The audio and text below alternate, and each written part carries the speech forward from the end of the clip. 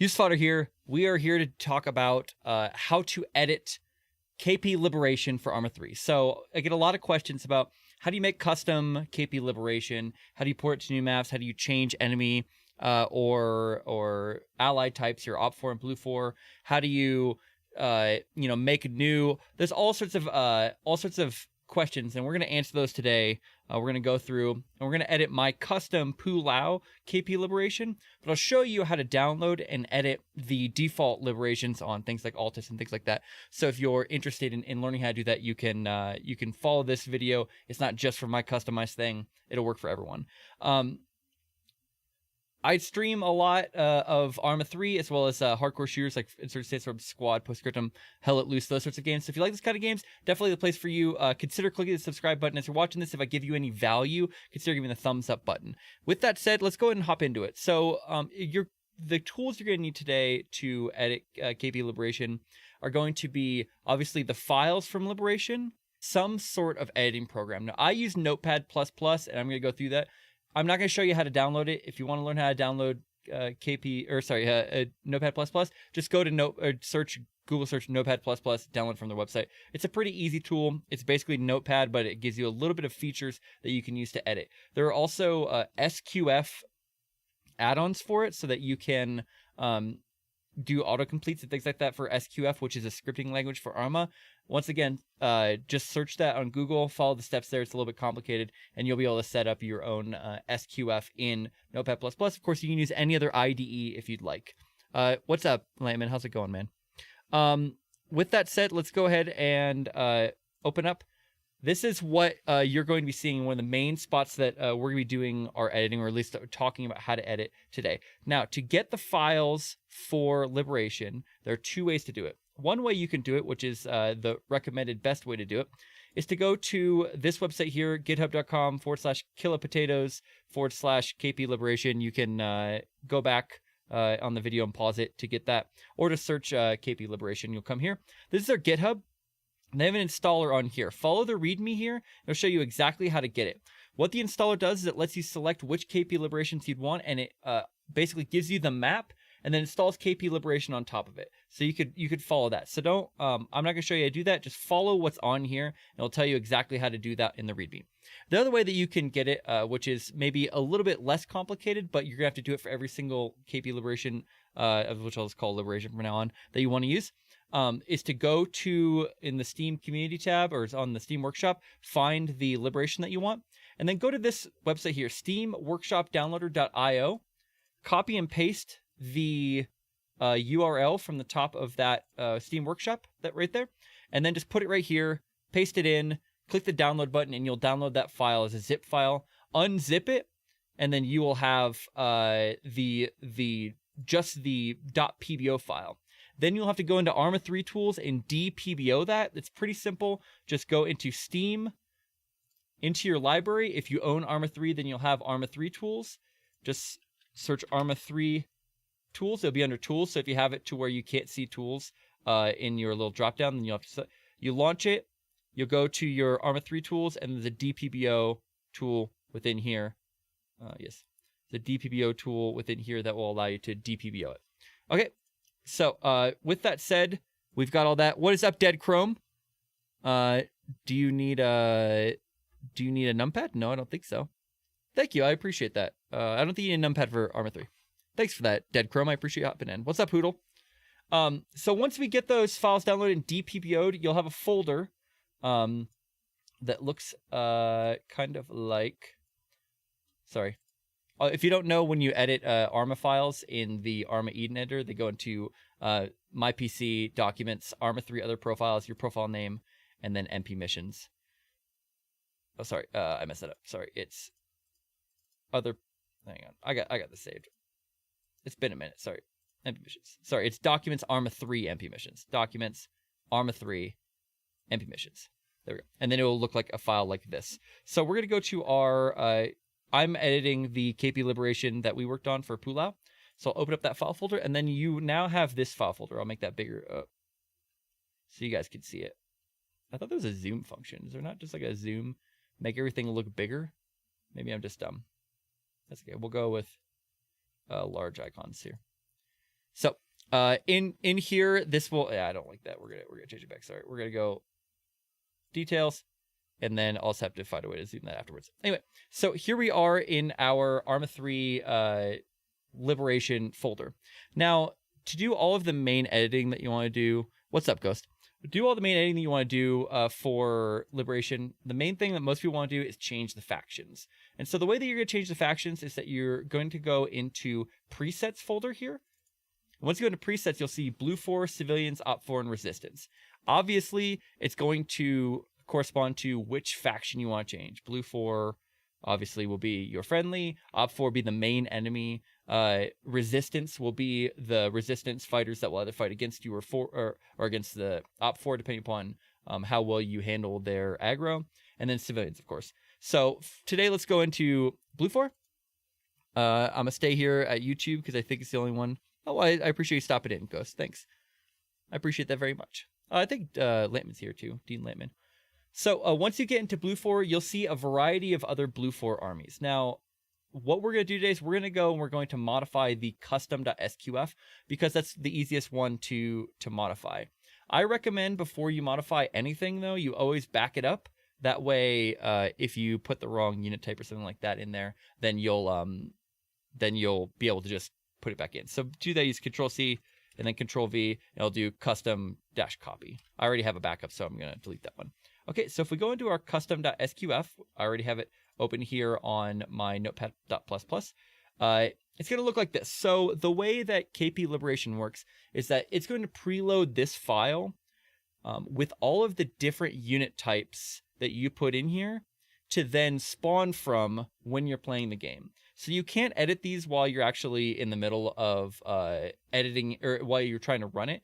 If you edit this while you're trying to run the file in like the Eden editor, it won't work because it has to preload it when you create the server. Okay, so it's going to be pretty obvious. There's some great commenting on here. They're really good. We're going to make this a little bigger. They're really good at commenting in Liberation. I really appreciate it. But it's going to basically say exactly what the thing is here on the right side in the comments. So these double slash.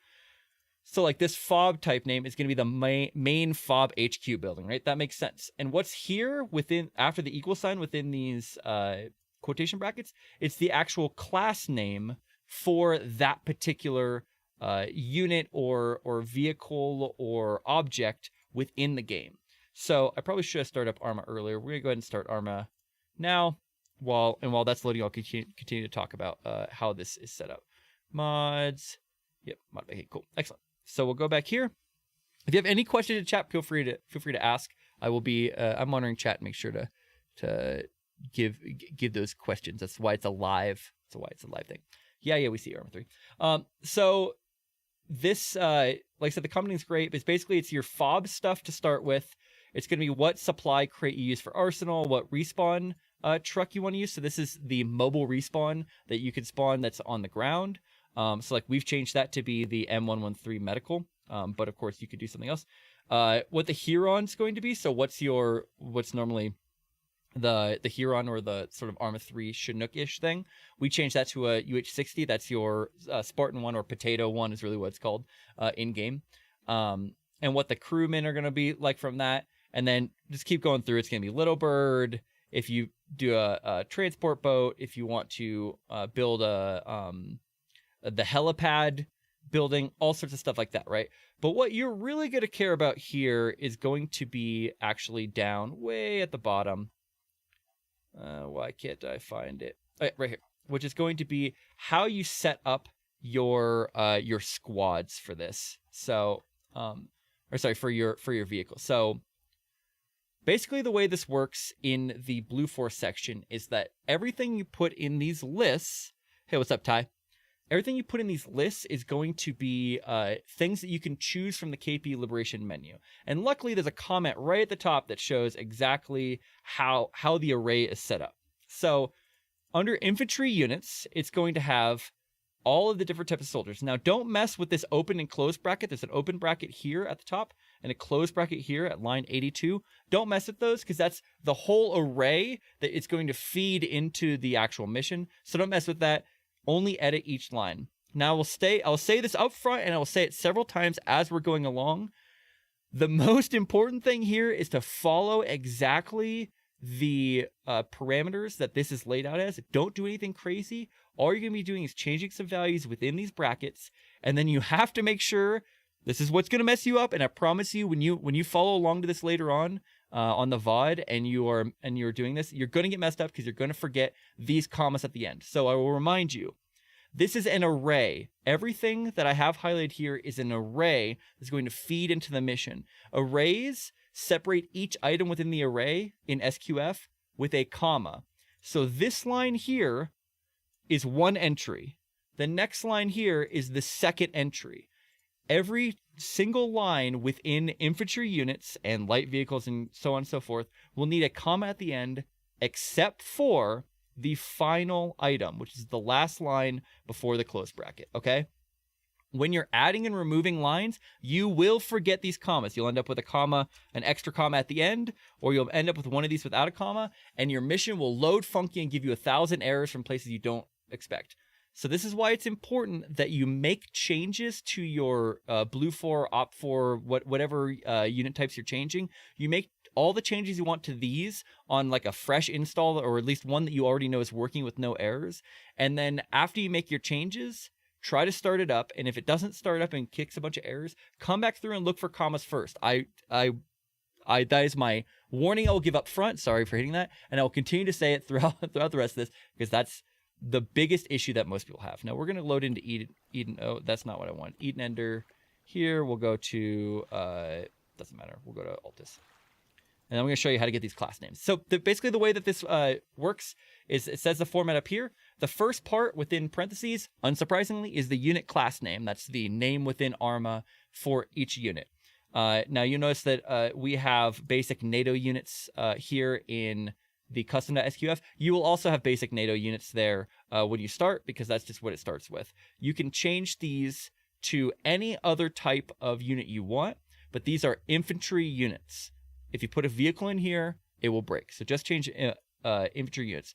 To find these class names, which also would be the ones that you want to change up here at the top that we already showed, like how to get the FOB class name or the Huron class name or whatever, you're going to go into your Arma editor. It's going to load very slowly today.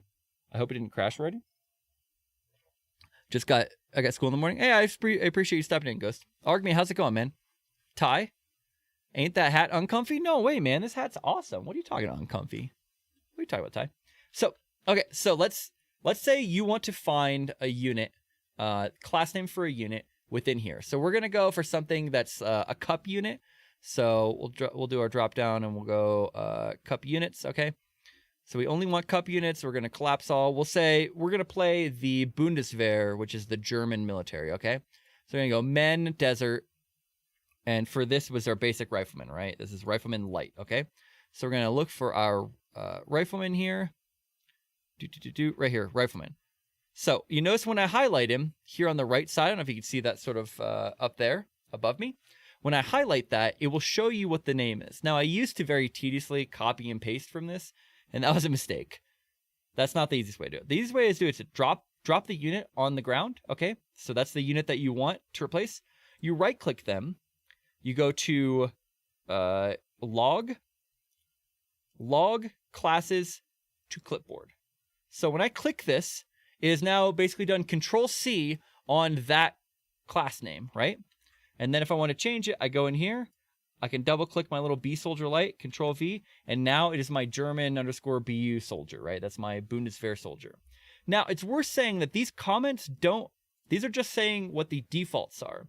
You don't have to follow those exactly or at all, really. If you want all of the infantry units that they can buy to be completely different, then that's totally fine. You're the one editing the mission. It's up to you. But this is how you'll actually edit that particular class name. So now when I go into KP Liberation and I load in and I try to buy a unit, now this Bundeswehr rifleman will show up as the first option, right? Sometimes, and the default SQF will have just the default things, and I would recommend for your Liberation trying to hey, what's up, Katie? Sorry, I'm gonna take a drink. I would suggest trying to follow and fill out as many of these lines as possible. Now, there's no real reason to do multiple lines here because this is just what you can buy in the menu, or some of the things that it will spawn, which we'll show you later within here. But if you only add just a couple options, then your players might be a little mad when they try to spawn infantry units, or more especially when you try to spawn vehicles. If you don't give them enough options, then they'll feel a little bit, messed up. So in any case, we're gonna undo that. So that's how you change the class names, right?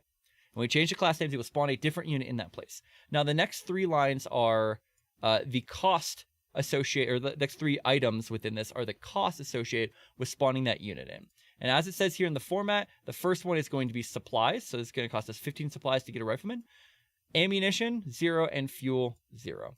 Okay? So this says right here, the above example is for a cheetah. On the cheetah, it costs 300 supplies, 150 ammunition, 150 fuel. Okay? So that's the basics for on the Bluefor, how you set up things. So it's going to be infantry units. They're going to be the first thing here. Don't add any vehicles in here. Just add the infantry units you want your team to be able to buy, your Bluefor units to be able to buy. Now, light vehicles are just like they sound. Oh, sorry, I have to cough. I don't know what's going on there. I got a little bit of a cough today. Light vehicles are going to be just like they sound. They're going to be trucks. They're going to be Humvees. They're going to be quads, that sort of stuff. Now, this is the one that we've already edited for our custom liberation. You'll have some different stuff in here if you're just on the default liberation, but go ahead and put whatever you want. And you can put modded units here. That is an important point. It's not just default Arma stuff. You can put modded units here, but if you put modded units here, then obviously they have to load with that mod. If they don't load with that mod, then it will error out and it will crash the server. Make sure that if you put modded units in here, that you make a requirement that everyone has that mod. It's basic stuff, but you'd expect that. Once again, let's say you wanted to do a Humvee and we want to do a specialized Humvee. So we'll do actually not Humvee, let's do a British, why is it just men in turrets? Oh, cup units, that's why. Let's say we want to do a British, not Humvee, we want to do something else. So here's the British Arid Desert cars. We want a Jackal GMG.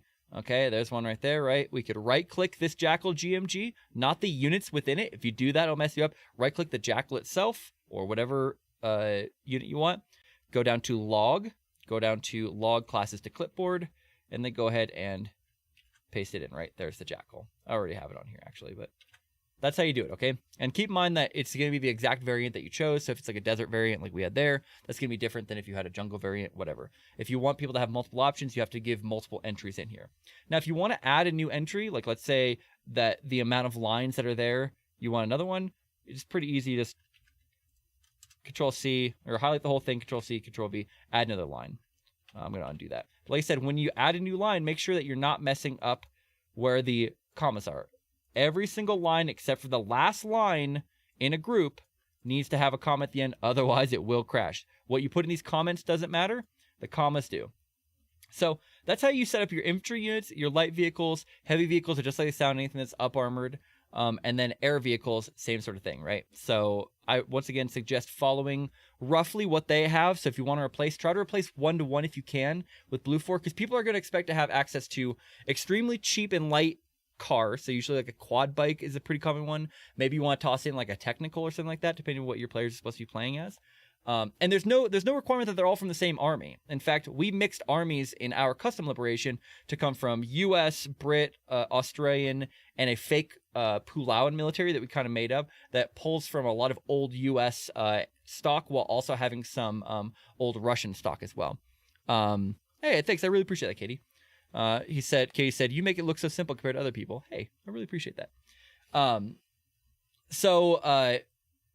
People are going to expect to have a light vehicle, or expect to have some slightly heavier light vehicles that have like weaponry on them. They're going to expect to have a couple options for APCs, a couple options for tanks, maybe like an MLRS or some sort of long range thing as well. But this also includes like your tow launchers, things like that. So transport trucks, make sure that you have some sort of truck that can transport crates. That's a big deal. If you have if you don't give them a truck that can transport crates, then they're never gonna be able to move crates between positions, that sort of stuff. So you gotta, once again, try to stick about 1-to-1 with what they have, and only remove things, like only take away options if you've really thought about it. For air vehicles, they're expected to have some unarmed transport vehicles, some sort of armed attack helicopter, and maybe like a recon vehicle, like a little bird or something like that. That's the basics. And maybe like a really heavy one, like a Chinook or something like that. That's the basics. We have a lot of other stuff beyond that. And then of course air vehicles, probably planes as well. But it's up to you. You're the one making it. You can choose to do really. I think that there would be a super cool value in making one where it's liberation, but you're like real shoestring rebel group or something like that. So you don't have big expensive helicopters. You've got like a couple of old Hueys or something like that. That changes the dynamic of the game a lot. So you definitely want to think about it. And if you do want to take away capabilities from people, like in our here in our Pulau liberation, we wanted to make it's an island, right? So we didn't want to make it to where there's a ton of armor everywhere. We don't want a ton of tanks, a ton of APCs or anything like that, because that doesn't make sense for island combat. If you think about like the fight over the Philippines, it wasn't there was a little bit of like APCs, but that was about it. There are very few tanks and things like that. What there were a lot of though were technicals, turrets, that sort of thing. If I took away or made it difficult to get like say combat helicopters that like gunships and stuff like that, which there are very few gunships that we have options for. In fact, I don't, do we have any gunships? I'm thinking about it. We've got like armed Hueys is like what we have in ours. Oh yeah, we have armed Blackhawks, but they're not like a Apache or something like that. By taking that away, it's going to make the enemy armor, if they have a lot of armor, way more powerful, because normally that's how players sort of, there's going to be a lot of enemy armor. You can't go 1 versus 5 on tanks, but you can bring some sort of attack gunship to take them out from a distance. If you remove that ability, you've got to think about the difficulty level as you're balancing it out. So that's just a little aside on how to set that up. Static vehicles are going to be any of your turrets, mortars, that sort of stuff that you expect. And then buildings. I'm going to say right now, you don't really need to modify buildings very much, in my opinion, unless you want to specifically change. Like, let's say you're playing a Middle Eastern one and you want to change everything to desert. This is going to be really time intensive to figure out all the buildings you have options for and then replacing them, but you can do it. One thing, though, that like Karma Cut did on his that I thought was really cool is that you can make buildings cost supplies. Use this sparingly, maybe for only very important buildings. Which I guess all these are just like look good. Like maybe you can make walls cost more money. If you want to make it to where people have to really think about how they set up their fob rather than just super fobbing this giant thing, then you can make them cost like 10 supply or whatever you want, especially walls, gates, things like that. So there's an option if you want to make more of like I'm going to say survival, but not survival in the sense of like you got to go find food, but like make it to where supplies really matter. You can do that here. This is, like I said, how you build like your flags, how you build your HESCO barriers, that sort of stuff. You just change the same thing like we said before. You change these last 3 for supplies. I think it's for supplies, fuel, and ammunition. I might have gotten that mixed up. It might be supplies, ammunition, and fuel. Let's look. Supplies, ammunition, and fuel. So, don't go overboard on it. Otherwise, people will never build stuff, right? And that would be really dumb if they couldn't build. Combat unicycles, that'd be pretty funny. Okay, so support vehicles, this is kind of important, and I will tell you why. These are the things that are going to actually do stuff for you beyond just being things that drive around or shoot, right? So you've got to make sure that under support vehicles, you have the following things. It's not an exhaustive list, but this should be a list of things to think about.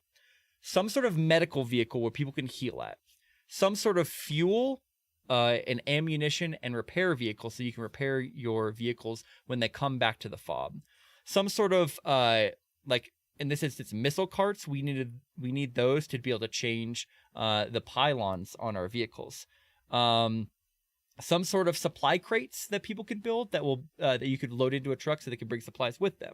And then of course, if you're using ACE, you want to be able to have the ability to buy wheels and tracks for your vehicles. Otherwise, once you pop a wheel, then you can't do anything. Yeah, so Katie, this will be live as a vid. Thanks for stopping in, by the way. Or Cade, this will be live as a vid after I'm done. The VOD will be straight live, okay? So stay on the YouTube channel. Okay, so that is all those things we changed there is for buying in the menu, okay? So when you go to like spawn something or, buy something, that's how the menu's laid out. Now we're going to get into squads. Now, these are also for the build menu, but they use these squads in a couple places, so definitely think about it. As it says here, like I said, the commenting is great in here. Great job, guys. KP really killed it on the commenting. Each squad should not exceed 10 members, okay? So the squad, all it's going to be is for a light infantry squad, which is one of the options that you can buy in the menu. It's going to spawn everything within from here all the way down to here, right, within these brackets. It's an array. It's just going to spawn all those units into that squad. Now, this is one of the ways when we get over to Opfor on how I like to modify the difficulty is to change how much the how big the Opfor squads are and how many units you spawn in there. But for friendly, same sort of thing. The more squads you get, or more units you get per squad, the more how do I describe this? The more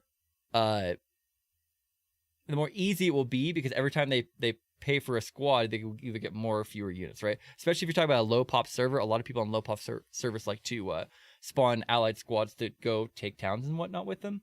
So, you know, do your best. Once again, I would go 1-to-1 with this if you don't plan on making big changes to difficulty.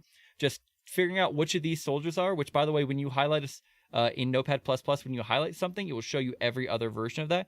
And you hit Control F, and it'll open the Find menu, and you can find all of them. So if you're like, what is that unit even? If you haven't modified above, you'll be able to scroll right back up to where infantry was, and you'll be able to say, oh, that is such and such unit from there, right? Or you can, of course, look it up on, if you search this exact class name, you'll be able to open up the class name wiki for Arma 3. It'll tell you what it is. So, it's, you know, TL is team leader, right? LAT is a just like you think, I forget what the L is, but anti-tank, a light anti-tank, right? GL is grenade launcher. You can probably figure those things out. Medic, that sort of stuff. But I would replace them more or less 1-to-1. Now, one option to do, since you'll be doing this in a lot of squads, as you see, I scroll down, you can hit Control F, and there's this button that says, or sorry, there's this tab that says Replace. So if you find all of the soldier TLFs and you want to replace it with another class name, right, that you selected, like all of them will be replaced by this guy right here. Let's find a Bundeswehr team leader, right? So you want all of the team leaders now to be replaced by, where's man? By this team, this bad looking Mama Jamma right here with his G36, right? I would select him, go to log classes to clipboard, and then it says find what? That TL, replace with, paste it in there, okay? And then you can hit replace for each one, or you hit replace all. So I click replace all, and boom, now within here, every single instance of that TL has now been replaced by this German one. So that's an easy shorthand if you wanna go quickly through it and just change 1-to-1 like I was talking about. I'm gonna go ahead and Control Z that though, because we are these are set the way I want. And it'll say exactly what kind of squads they are: light infantry, heavy infantry, AT specialist, AA, force recon, that sort of stuff. Paratrooper. This is if you buy a paratroop, or like you drop paratroopers in from the command menu. These will drop these guys, and they do get parachutes. So it doesn't necessarily have to be a paratrooper. It could be anything. They just have it built in as the paratroopers that are already there. Now, this is very vital to the Bluefor side, and I would say don't take anything away from this unless you're really sure you know what you're doing. The elite vehicles are the things that are forced to be unlocked within the campaign. The way that works is that in Liberation, if you're trying to unlock, or if you want to unlock a vehicle, you have to take military bases. That's the main reason why military bases are important, is they will unlock certain vehicles for you by taking those by capturing, right? Now, you have to put the exact name of it here, and then we'll do the find. You have to make sure that vehicle name here, like this SOV with the Mark 19, right? This Humvee with the Mark 19 on the top, because it's pretty powerful. You have to also make sure that it's somewhere within the buy menu up above. If it's not within the buy menu when you put it there, the game will look for it there, see that it's not in the buy menu, and it will not actually be unlockable, okay? So what it's going to, when you start the campaign, it's going to look at this elite vehicle list. It's going to assign, kind of randomly, I don't know what the thought process is, I think it's totally random, each one of these items within elite vehicles to one of the military bases. So it's worthwhile to go look at the map that you're editing and see how many military bases there are. Because if you put more vehicles in this than there are military bases, some of the vehicles will not be unlockable. Whatever doesn't land on a military base just will never be unlockable. That could be cool if you like that sort of thing, but it could also suck if you if people really want to unlock a certain thing. So for us, because we had a thought process, right? We won the idea of our liberation campaign was that it's like a rush JTF that got thrown together of U.S., Australian, Brits, and the Pulauans, as well as their Indonesian and Filipino allies. What would they be able to bring to bear in like a quick reaction, right? So we didn't want to have all the American units because the Americans are just bringing a couple things that they had nearby, a couple helicopters, some Humvees, that sort of stuff, right? The Australians brought their LAV-25s, that sort of stuff. And so for us, the elite vehicles are relatively low power, right? It's like a Pawnee that has some missiles on it, the Huey gunship, the LAV, the multi-grenade launcher. The reason is because it's a relatively small map, right? And it's very densely packed with a lot of enemy units. So like grenade launchers are going to chew through enemies. So I knew, okay, we probably want to make that something that they have to unlock. Same thing with pretty much all the combat planes have to be unlocked because you don't even start with an airstrip on my liberation. So definitely think about what power level you want the players to start with. And if you're okay with them kind of having access to a lot of different stuff, you can choose to put very few elite vehicles. And at that point, there will be, if there's less elite vehicles than there are military bases on the map, then there will be military bases that you just don't unlock anything when you capture it, okay? So keep that in mind. The main things about elite vehicles, they have to be both here and also somewhere up here in the buy menu, right? You have to make sure that you add a comma at the end of each one, just like everything else, right? It is an array. And try to think about putting the most important or the most powerful vehicles here, because otherwise, if you put weak things here, players are not going to be that motivated to go unlock it. Whereas if you put a gunship or like we put the AC-47 Spooky or the A-10, people are like, we got to get the A-10, right? We need to get the A-10. So that's definitely something to consider. And like I said, same thing here. You just put the class name. You don't have to worry about the rest of it because it's all defined above. So that was a nice long. Sorry, I got like a hair in my nose. I'm sorry.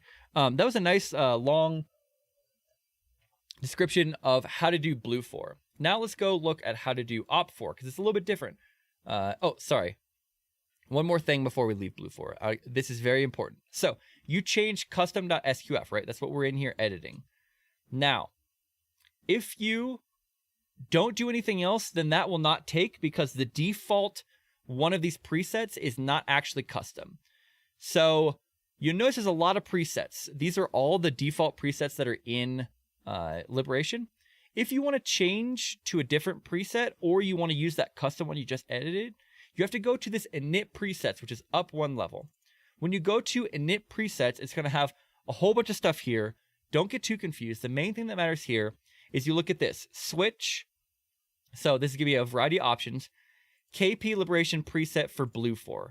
So this is all of the Bluefor presets. If you made one that was beyond, if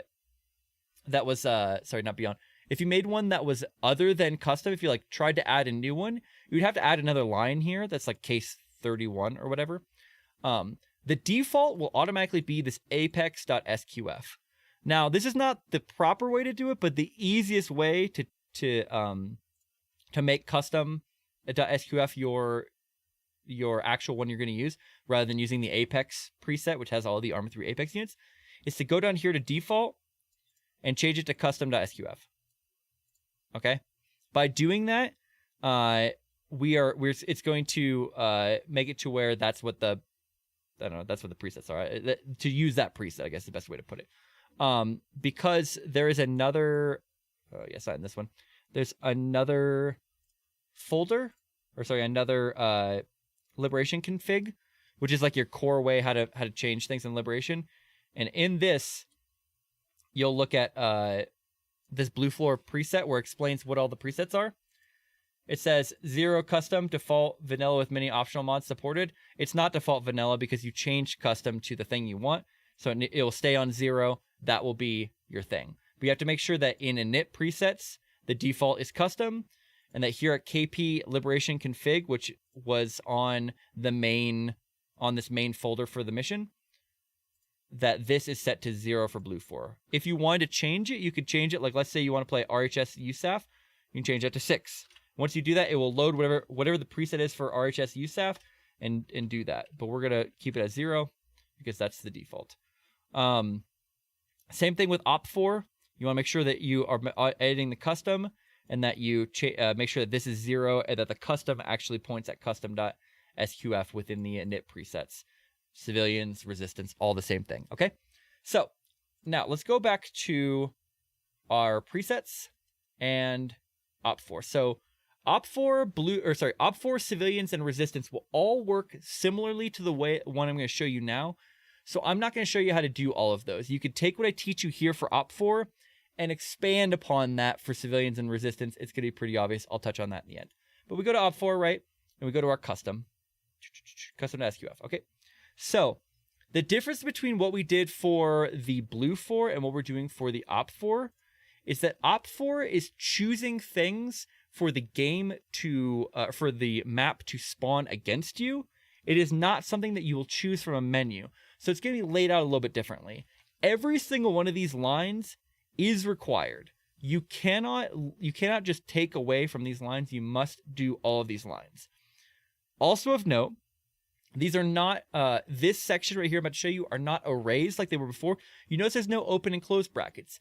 Every single one of these lines is basically assigning what an Opfor officer is within all of KP Liberation. When it looks for that variable Opfor officer, it's going to pull whatever name you put here in this line. Because of that is going to be semicolons, which is sort of a couple on a US standard keyboard. It's next to the L, or 2 over from the enter key on the left side. Okay. If you don't put these, if that's, oh, I hit F11. If that's gone, that's a real problem. It will error out. So once again, edit these things. Come on. Why can I not get out of F11 now? That's weird. I don't know. Can I? There we go. That was weird. Okay, sorry about that. Here I am trying to do things live. If you take that away, it'll drop a bunch of errors. That's why I suggest doing like your Bluefor, doing all that, start it up, work through all the errors, get that working first, and then go to Opfor. If you do all of them at once, it's going to be like, oh my gosh, I got to go through some stuff. So once again, all you have to do here is just change those class names. And like I said, to find class names, you find a unit, put the unit on the ground, right-click them, log classes to clipboard, paste. Okay? That's all you got to do, right? And so you can put any unit in the game. Now, what's cool is that you can even put units that would normally be Bluefor or independent or civilian units in here. Okay? It doesn't have to be an Opfor, like the actual Opfor units. Anything will work here. There might be some stuff that doesn't work for that. I've never ran into an issue. So if you run into an issue, definitely let me know in the comments, but I've never run into an issue like that. So the you will want to just basically go line by line changing. So Opfor officer, almost all of the Opfor armies. So like let's go to Korean People's Army. Most of these are going to be laid out just like the default ones, right? So there's going to be an officer unit. Boom, good. Put him in officer. Squad leader and team leader can be exactly the same. You can reuse the same unit for any of these. It's just gonna, then you'll see multiple copies of the same unit. I will tell you, most players don't notice if you use a copy of the same unit unless you use a very special unit. Like if you're using Viper units, they're gonna notice. Or if they have like AT, AA, sniper rifles, things that catch people's attention. But if you use the light rifleman for every single rifleman slot, no one will ever know the difference, okay? So keep that in mind. I sweated over this a bunch. You don't need to sweat over this. Most of your players aren't going to care as long as they have roughly the types of enemies they expect to see overall, and you don't reuse the same like sweet special forces unit all the time, right? So there's a North Korean officer. We can put him in there. Squad leader. There's going to be a squad leader here as well. Boom, squad leader. There's no team leader in this, so I would just reuse the squad leader again for the team leader slot, which I think is... Oh, no, I had Abu Sayyaf had squad and team leaders. Sentry, it says right here, right? Rifleman light, rifleman with a light anti-tank, grenadier, auto rifleman, heavy gunner. Basically, just go through your unit list. You don't have to select them all from the same army. Like I said before, you can change to different types of armies. So, like, for instance, we've got a number of Abu Sayyaf on ours because that kind of fit the best for what we were trying to do. But you'll also notice that we added in some Al-Qaeda elements elsewhere where we needed to. If you're using mods, your mods might not have every single unit type, and you might want to grab another one that's similar enough to fit in there. So just it's all about thematic on what you're looking for. But I would definitely say, like for the RPG gunner, if it's a slot that requires some sort of anti-tank, I would definitely put anti-tank. So like for instance, there's no actual because these are like terrorists in ours, or like a non-state actor, right? There is no AT unit in there. There's just RPG guys, right? So my team, or my KP Liberation we play, you face a lot of RPGs. There's a lot of guys with RPGs. It's even the AA is RPGs, which I used a mod so they'll actually shoot the RPGs at the helicopter. Pretty cool. Definitely check that one out. It's one of the LAMS modules. Definitely check that one out. But you notice I reuse the RPG gunner for all three. But if it's going to be like an AA or an AT, do your best to make sure they at least have the correct equipment, because you can't. One of the misnomers about the changing Liberation is people think that you can make like customized units to then put into Liberation. You cannot do that. You have to put some unit that is all here on the right side menu that you can get a class name for, because all of them are defined by the class name. If you want to make custom units that are completely unique, you have to go make a new custom faction, like with the Orbat tool or something like that, and then bring them in as a mod and then add them on here. You can't like change the squad leader's weapon. That's just not an option you have within Liberation. Okay, so here's the infantry classes, and then there's going to be these enemy vehicles used as secondary objectives. That's important for not only for what they actually will spawn against you, because we'll go more about what those Opfor vehicles are, but these are things like when you do the missions, like you do the convoy ones, or you attack fobs, or anything like that, these are going to be vital ones. So you want to make sure that these match very closely with what the original thing is.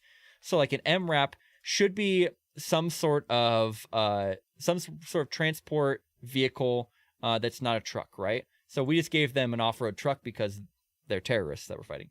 The MRAP armed should have some sort of weapon on it, right? If it doesn't have a weapon on it, and you do that, then the enemies where this expects to spawn enemies with weapons, they won't have them. It'll be significantly easier to do these missions. So we used a technical that had a 50 cal in the back, right? Transport helo has to be something that can actually pick up boxes. So we used a Huey. Transport truck, once again, has to be able to pick up boxes. It's a truck. Ammo box transport, fuel, ammo truck. Those are ones that you're going to be able to find. Like we had an open Ural that we used, a fuel and an ammo Ural from the Al-Shabaab. Fuel container, basically I would leave that default unless you have a specific desire on what you want to use to replace that, but that's when it actually spawns the enemy fobs, like this fob hunt that you mission you can do. These tanks will be some of the things you have to destroy, so make sure it's some sort of object that looks like a fuel tank that people want to blow up, right? Ammo container, same sort of thing. So we changed this for a small fuel tank that looks like a kind of third world, and then this FIA ammo box. You can use the default ones, but they look very military, right? And then the flag, I tried to make the enemy flag look like the enemy flag, but I could not make it happen. If you want to go in here, you can find new flags by searching flag, right? So if you want like a Afghanistan Air Force flag, you can do that, and it will load that if you use log classic clipboard, right? You can use that if it is in a mod that has a class name. But if it's just like you want to change it to a custom texture like I tried to do, I have not been able to get that to work. Okay, so that is all of the infantry and the secondary objective vehicles. These will come up in missions, but they'll also come up elsewhere. Now the next set, and once again, these were all individual entries that you're modifying. The next set will be, once again, arrays, and as it says here, adding a value to these arrays will add them to one out of however many in the array with a random pick chance. So basically what this means is when you put things in this, like this militia squad, which is infantry squad, it's going to have every single object in here is going to have a chance to be spawned, an equal chance to be spawned, but it's not necessarily going to spawn 100% of these things. It will spawn the number that it thinks it should, which will vary. Okay, I say that to mean, and you'll see here a little bit later, that by adding more of this, as it says here, if you add more than one entry of the same thing, that's okay. You're just more likely to get that. So like for me, when we were creating this militia squad, right, which should be the militia that is a lightweight garrison police force or whatever, then I wanted to have more scouts, which are guys that just have some like Mosin Nagants, and militiamen, right? I wanted those to be more likely to spawn than say a rifleman, a grenadier, or whatever. So they're each one of these is twice as likely to spawn as the things below it because I put 2 entries. You can put all the same entry if you want, and the whole squad will be filled by the same guys. But it's going to randomly pick from this. It's going to build the militia squad based upon how many it should. Like the militia squad, I think are usually between 3 and 5, right? So it's going to pick 3 random guys from here, and that's what it's going to spawn when it looks for the militia squad. Once again, though, because this is a array, make sure that you have commas at the end of every single one, and the last one does not have comma, okay? If you don't do that, you will crash.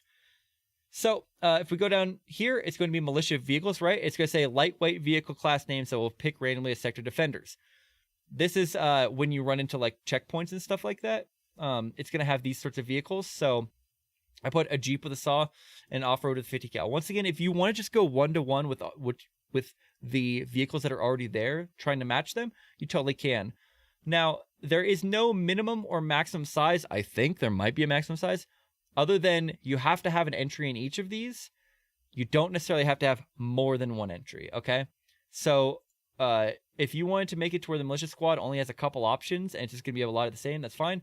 These militia vehicles, I also put just 2 options. I think the default only had 1. So you saw the same vehicle every single time. You can put multiple variants of the same vehicle. Might be a way to mix it up or whatever. But main thing that matters here is the sector defenders. If you put a vehicle that doesn't have any weapon on it, then any of those checkpoints that they randomly have will just have a vehicle sitting there and it won't be able to fire on you. It makes it a lot easier. As it says here, can be empty for only infantry militia. This particular array can have 0 in it for the militia vehicles. So if you just want to not them basically man checkpoints and never have a vehicle in there, then you can do that by just leaving this with nothing in it. That's your choice. Okay, so Opfor vehicles array. All enemy vehicles that can spawn as sector defenders and patrols at high enemy combat readiness. That's the exclamation point. These will start to spawn once you get to a higher combat readiness, right? So this is where you're going to want to put things that are a little bit more up armed. This is where you want to put tanks. This is where you want to put bigger APCs. This is where you might want to put, things that as the campaign progresses, the enemy's pulling all the stops and bringing their big stuff. These are ground vehicles, though. If you put a helicopter or something like that in here, I don't even know what happens. It's not going to be a good idea. So what we did is that we added a single T-55, a single BTR, and then we made doubles of everything else, including these Jeeps, these Hiluxes, things like that, right? MTLBs, because we didn't want it to where the enemy's just throwing tanks at you, which becomes a thing that tends to happen in Liberation, right? But basically, these are your high-intensity vehicles. Either later on in the campaign, once you've really pissed them off, they're going to start bringing these out. This is where you'll put your heavier enemy vehicles. And the next one's going to be low-intensity vehicles. This is when you just first start your campaign, or when the players have done a really good job of controlling the enemy aggression. You want to reward them by putting less armored vehicles in here. So probably no tanks in here, or if you put a tank, make it some really lame tank if you can. Maybe put just basic APCs with like 50 cals on the top. For us, we just put basic off-road. We did have an AA one there because we wanted to make it to where players can't just fly everywhere. We wanted to make it to where they have to actually go on the ground a little bit. We have an M113, right? Really basic stuff. We even put a van on here because the enemies will come in with a van full of guys, which is kind of fun. Once again, though, you can do 1-to-1. You can replace 1-to-1 with everything you see on your normal one.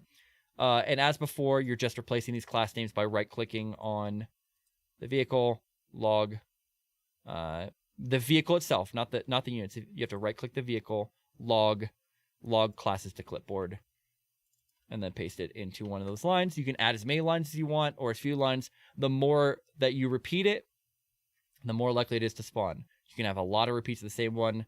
We've got a lot of the Hiluxes in here spawn all the time. We see a lot of Hiluxes on the field, right? Okay, and that's high intensity and low intensity. Make sure to check your commas if it crashes. Okay, so the battle group vehicles. The way that this works is when you're at a high intensity, which I think is over 70, the these battle group vehicles will spawn a group of them, right? And it will then send them to either assault a fob or one of your owned areas, or as a reinforcement to, like, if you're attacking something. So here I put a Huey, and it actually works pretty well because the enemy Hueys will fly around and shoot us, right? You could put any sort of vehicle you want in here, and the battle groups will spawn in there. Once again, the more copies you put, the more likely it is to put them in here. But think about it like this: the battle groups are what they're going to bring to try to either counterattack you or assault your fob. So don't be afraid to put things in here that are a little bit heavier. But if you put a bunch of tanks in here, then every time the enemy counterattacks, you'll be facing a ton of tanks, which would be a little unfun. So I like to do a variety. So sometimes we'll have these counterattacks where it's just a bunch of dudes in jeeps with saws on them, and then a couple of transport vehicles loaded with enemies. I think that's kind of fun. Versus sometimes it's like a couple T-55s, and it's a much bigger deal, right? So that's the battle group vehicles. You might notice that it's the same entries in a lot of these. That's how I like to do it. Some people like to make it completely different. So when you get to a high combat readiness, you're fighting entirely different things.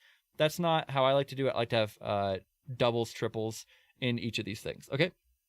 And then here's the battle group for low intensity. So these ones right here are when you're fighting like over 70% aggression. Down here is when you're at lower aggression, right? So I put like a Hilux, a Mural, a van, Jeeps, off-road, technicals, that sort of stuff. Once again, I'd suggest the same thing.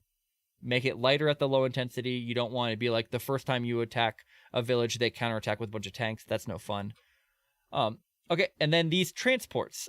This says exactly what it says here. Once again, the commenting is great. All vehicles that spawn within battle groups, which you see these above arrays here, and also hold 8 soldiers as passengers. That is important. There must be 8 passenger slots, or 8 slots that you can fit in there. Because what it's going to do is it's going to take these vehicles that you put in these above battle groups, right? And it's going to actually load them up with troops. Okay? So, like, for instance, we have this Takistani Huey.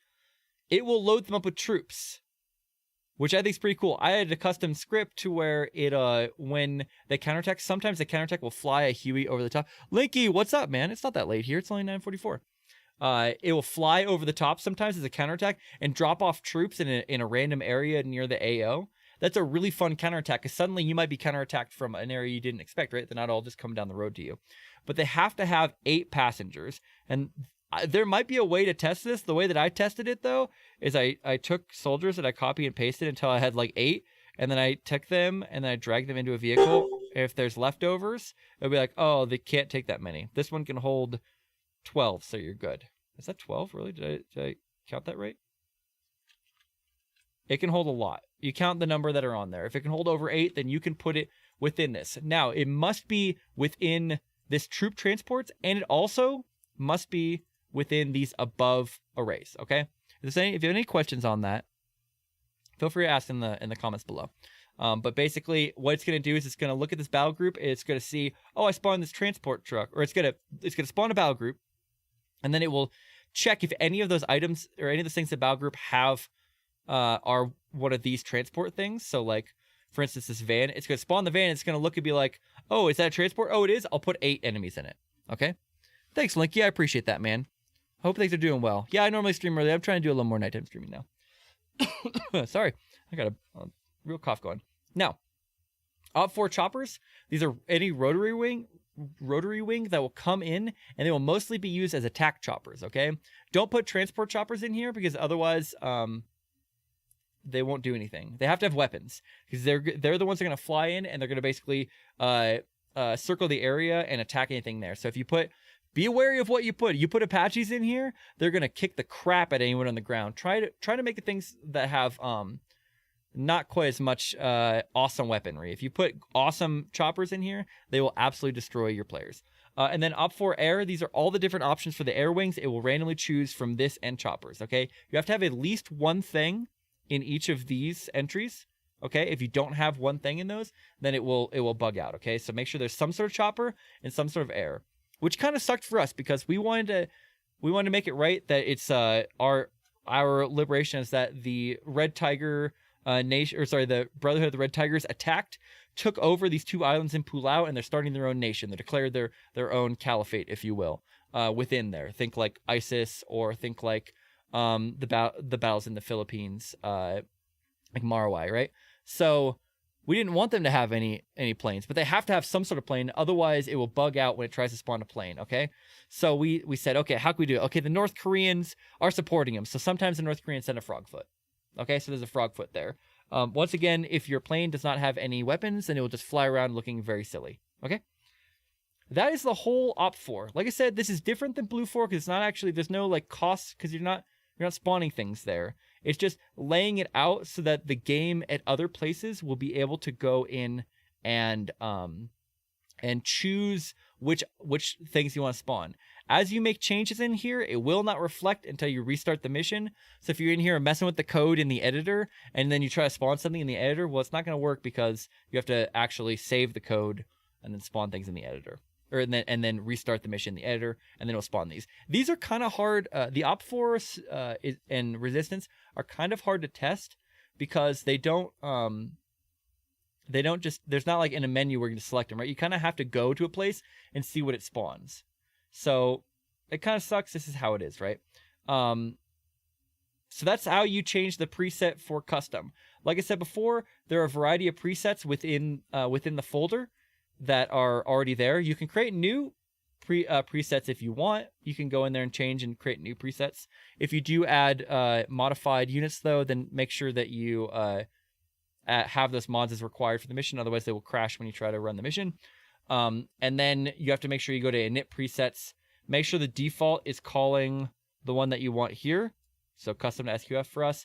And then up on the main level, when you go up 1, 2 to the main level, this KP liberation config, make sure within config that you selected the correct Opfor, which is going to be custom. Okay? That's how you change the factions. See, you didn't select a faction there. All you just select individual units, and you can, like I said, mix and match like we did. Our enemies are a mix and match of different enemies. Now, I'm going to show you kind of one of the cool tools that if you're using Notepad++ on how to trace down exactly sort of what's going on within Liberation. Now, this could be a little bit complicated. So if you don't really care about what's going on nuts and bolts, you don't have to check this. But basically what you can do is you can use the find in folder button or find in folder command to figure out exactly where it's using these to spawn. So for instance, if I want to mess with how the battle groups are spawned, or I'm just interested in how it does that, I can double click this, hit Control-Shift-F. I will now do a find in files, right? You see it right here, find in files. Select your directory and make sure that you're in the correct directory. I sometimes search in the wrong one. So we want to be, that's the backup, sorry, KP Liberation. Right, cool. Still the backup. I'm sucking today, guys. KP, FoddSquad, not backup. Okay, cool. So select the main folder. Now this will search in all the subfolders for whatever the thing is. Now I'm going to get rid of replace. We don't replace anything. You can do that. You can replace all instances across the entire board if you want. I'll do it. But let's figure out where they're using Opfor battle group vehicles in. Find all.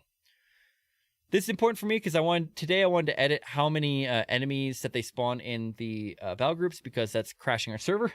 So what's going to happen is it's going to open this little thing at the bottom. And I'm sorry, it's kind of small, so we'll make it a little bit bigger here.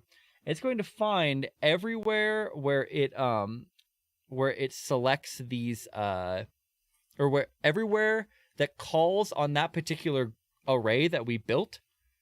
And the first thing that's going to happen is you're going to notice there's going to be a lot of presets. So we're going to collapse all these because, right, every preset has that Opfor battle group vehicles. So we're going to boom, boom, boom, boom, boom, boom. A lot of these, you could just scroll past them if you want, but it makes it a little bit easier if you can also, I think, go like here. No, you can't, dang it. I thought you could collapse. Oh, it collapsed all. There we go. Excellent. And then, boop. Now, scroll down, and then we look right here. Battle groups. Look at this one on the bottom. It's different. It's not one of these presets. This goes into scripts, server, battle group, spawn battle group. That sounds like us. You'll see exactly where it's going to select that. So if we double click on that, it will then open that file for us and go exactly to the line where they use Opfor battle group vehicles. And then we can look at the script and say, okay, this is the spawn battle group script. So how does it actually figure out how to spawn battle groups?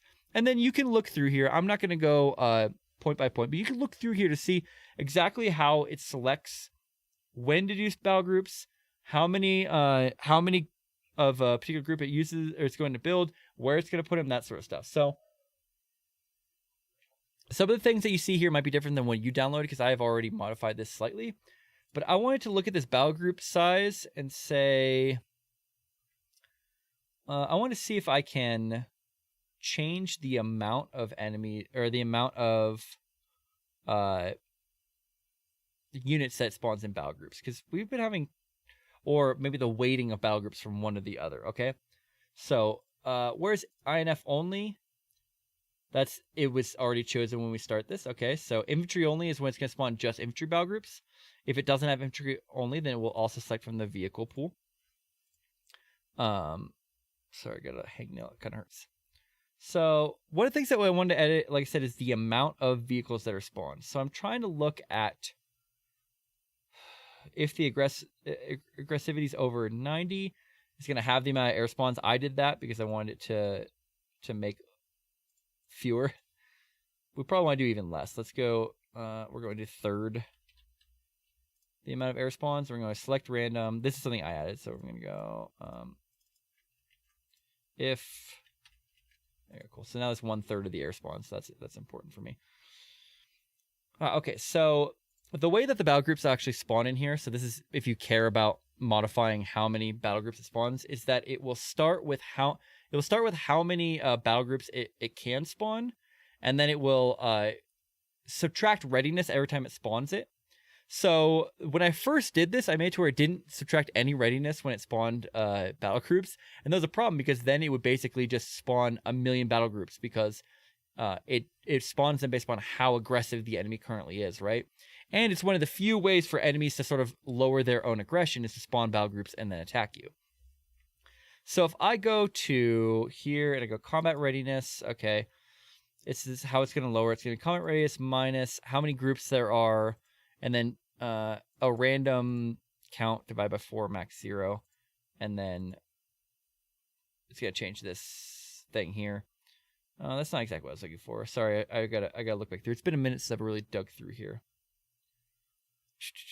So this is where the transport trucks are at. Here's the get nearest Bluefor objective. That's how it figures out how to spawn it. You can also spawn paratroopers, which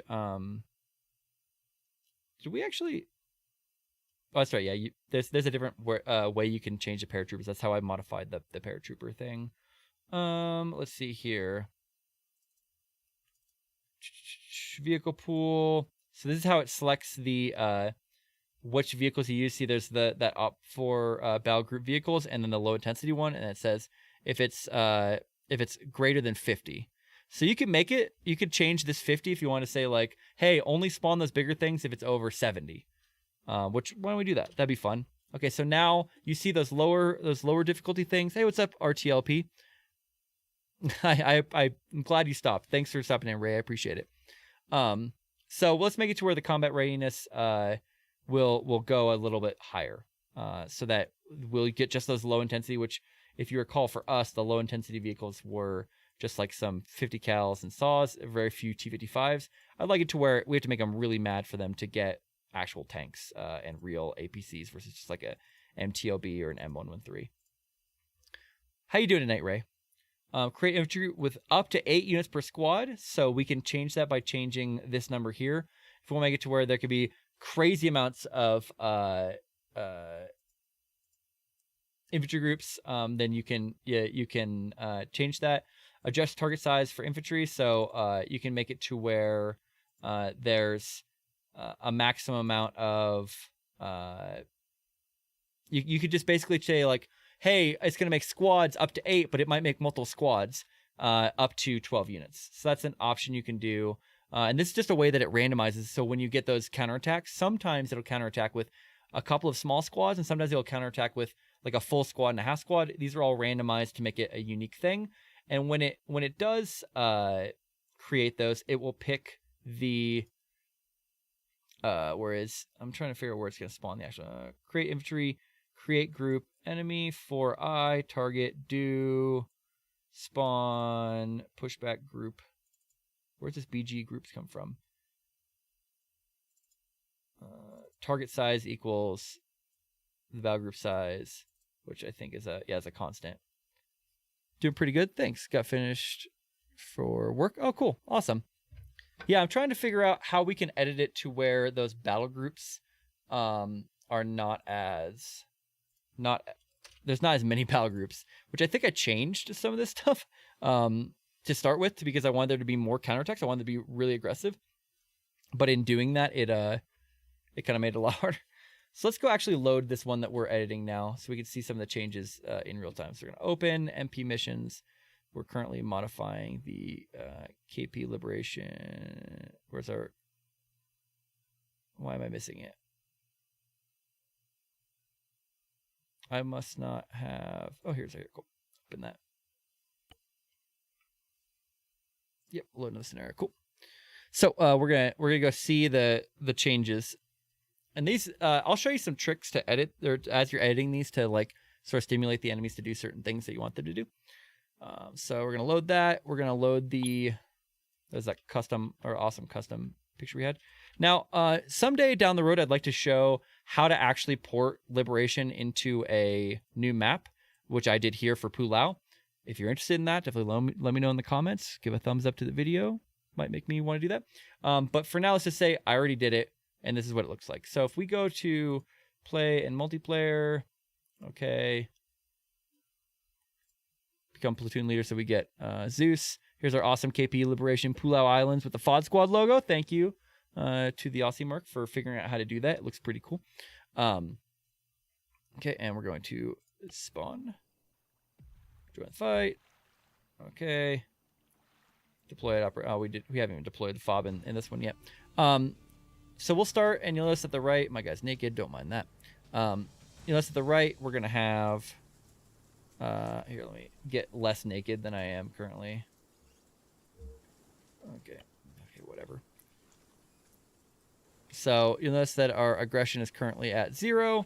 The way to change that, if you'd like, and this works on servers too, so you can edit this aggression if you want, if you have a desire to do so, is you go in here and you change this combat readiness to a number that you would prefer. That's a percentage, right? So I'm going to go ahead and global exec that combat underscore readiness equals 70. The global exec it, so now we should have 70 combat readiness. I'm going to crank it up a little bit higher because that way it'll spawn more stuff. Okay, so now when I go into Zeus menu and I teleport myself, I don't have good Zeus on, and I teleport myself, it will probably, in fact, we'll go even higher. We'll go 99. It will probably spawn a battle group. But it's not gonna be as good without better Zeus module on. But we'll do that. Where is it? Teleport players. Me. Yes. Okay, cool. So that's gonna spawn enemy units. Why is it not? Why do I not actually have the ability to select? It's spawning in our crates. Should spawn some enemies here in a second. And then you might be able to stimulate. Usually this is how you would stimulate it to spawn the battle groups, right? But for some reason it's not working for me. So let's go ahead. We're gonna abort this. We're gonna restart Arma and just join the FoddSquad straight away. We'll join the FoddSquad server and show you this on the FoddSquad. Now our changes won't matter in the FoddSquad, but we can see how these sort of things work and why it's a problem currently. Close that out. Start up Arma. Join FoddSquad. Server mods. FoddSquad official. Don't mind all of those. Do I have to go recent? Come on. Why are you not showing my favorites? Anyway, so yeah, so that's how you can use the sorry, that was all over the place. That's how you can use the find in files to track down exactly where they're using those things. So like for instance, if we want to go for the battle groups, right, that's going to spawn in vehicles to counterattack as battle groups or air. If you want to figure out how they're going to use, like say the Opfor Opfor, Control Shift F. After you highlight it, find what that in this. Okay, find all. Now it will create a second search. We're going to collapse all. See, there's the first search here. I can actually, there's a way to get rid of it. I can't remember exactly. Is it delete? Yeah, just select it and hit delete. And do a plus sign here, and you can figure out wherever it's going to use that. Now, of course, it's going to be in these all these presets, but if you get past it, you're going to say, okay, oh, fob templates. Okay, I see it's going to be used there. And then civilian task. Okay, that's interesting. Why would it be in fob templates? Okay, if you open up the oh yeah, I guess the templates are going to be more or less unreadable, aren't they? But what that means is it's going to spawn that officer whenever it has to spawn a fob in these templates, right? Because that officer's important in there.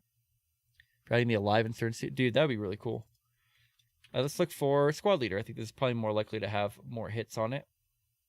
Collapse all, because that's unreadable. Delete officer. So, here, where is it in init presets? Ah, yeah, okay, so this makes sense. Okay. This is something that I probably should have talked about before. So, the way that it's going to take your the classes that you define, so like what the squad leader is this class name, right? It's going to be this Abu Sayyaf squad leader for hours, right? Every time. By the way, is that? I think our server might be down. Oh, happy day! When you stream, immediately everything's going to break. It's a truism every time. So we go here. We go. Yeah, our server's just stopped. Is why. Well, that's a problem. So in this init presets, it actually defines what these classes are going to be, or how these are going to be laid out. So once again, if you want to change things, you totally can, and you can mess with this a little bit, and it'll be kind of cool. Some of the things that you can add or remove to change the composition. Like let's say that you want to play against an army that doesn't have like any grenadiers. Well, you can just remove grenadier from this standard squad and it will not spawn that. Basically the way this works is it's going to use this squad standard or squad STD here to spawn a variety of things within the game, or a squad infantry, squad anti-tank, or squad anti-air, right? It's going to use these, and so it's going to pull these names from that custom.sqf that you changed earlier, right? So the squad leader is going to be whatever you put in there. Meg's going to be whatever you put in there. So this is whenever kp lib _o _squad standard squad is used, it's going to have all of those items, and then I bet it's going to be in the get squad comp. Okay, so it's going to load in that standard squad that you loaded, and it's going to use that to spawn something. So we'll say, where's it going to use squad comp? Okay, while the count is less than some amount, it's going to select a random militia squad here, or it's going to use all these to spawn, right? Well, when are they using this fn squad get squad comp? Okay, let's find that. When do we use this particular file? Why would they need to use this? Once again, Control Shift F, get squad comp, and we just trace it upwards now, finding that it's going to be used a lot, because this is how it's going to get.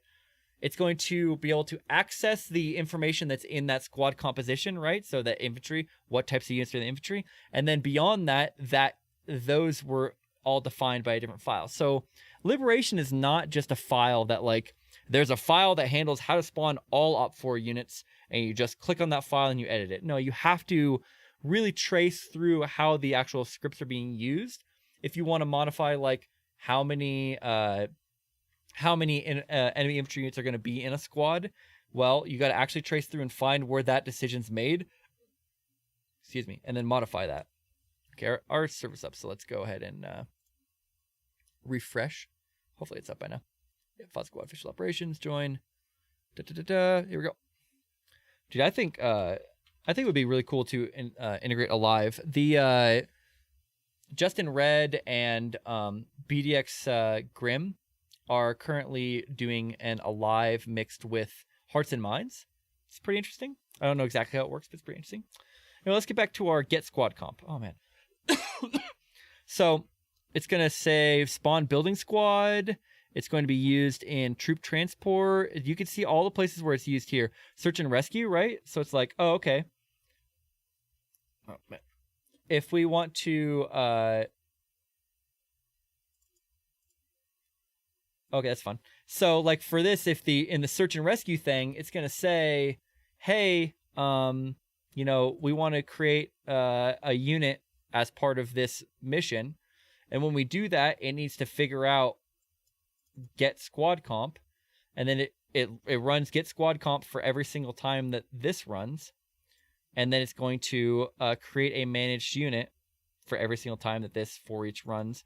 And in that create managed unit, this little magic _x is whatever comes from this, right? So in get squad comp, it's going to return some sort of, there's a weight that selects what sort of thing it's going to select. Is it going to be armored? Is it going to be air? Is it going to be infantry? Or is it going to be militia, right? And then it will feed back whatever came from that squad comp into search and rescue mission or wherever else it's used.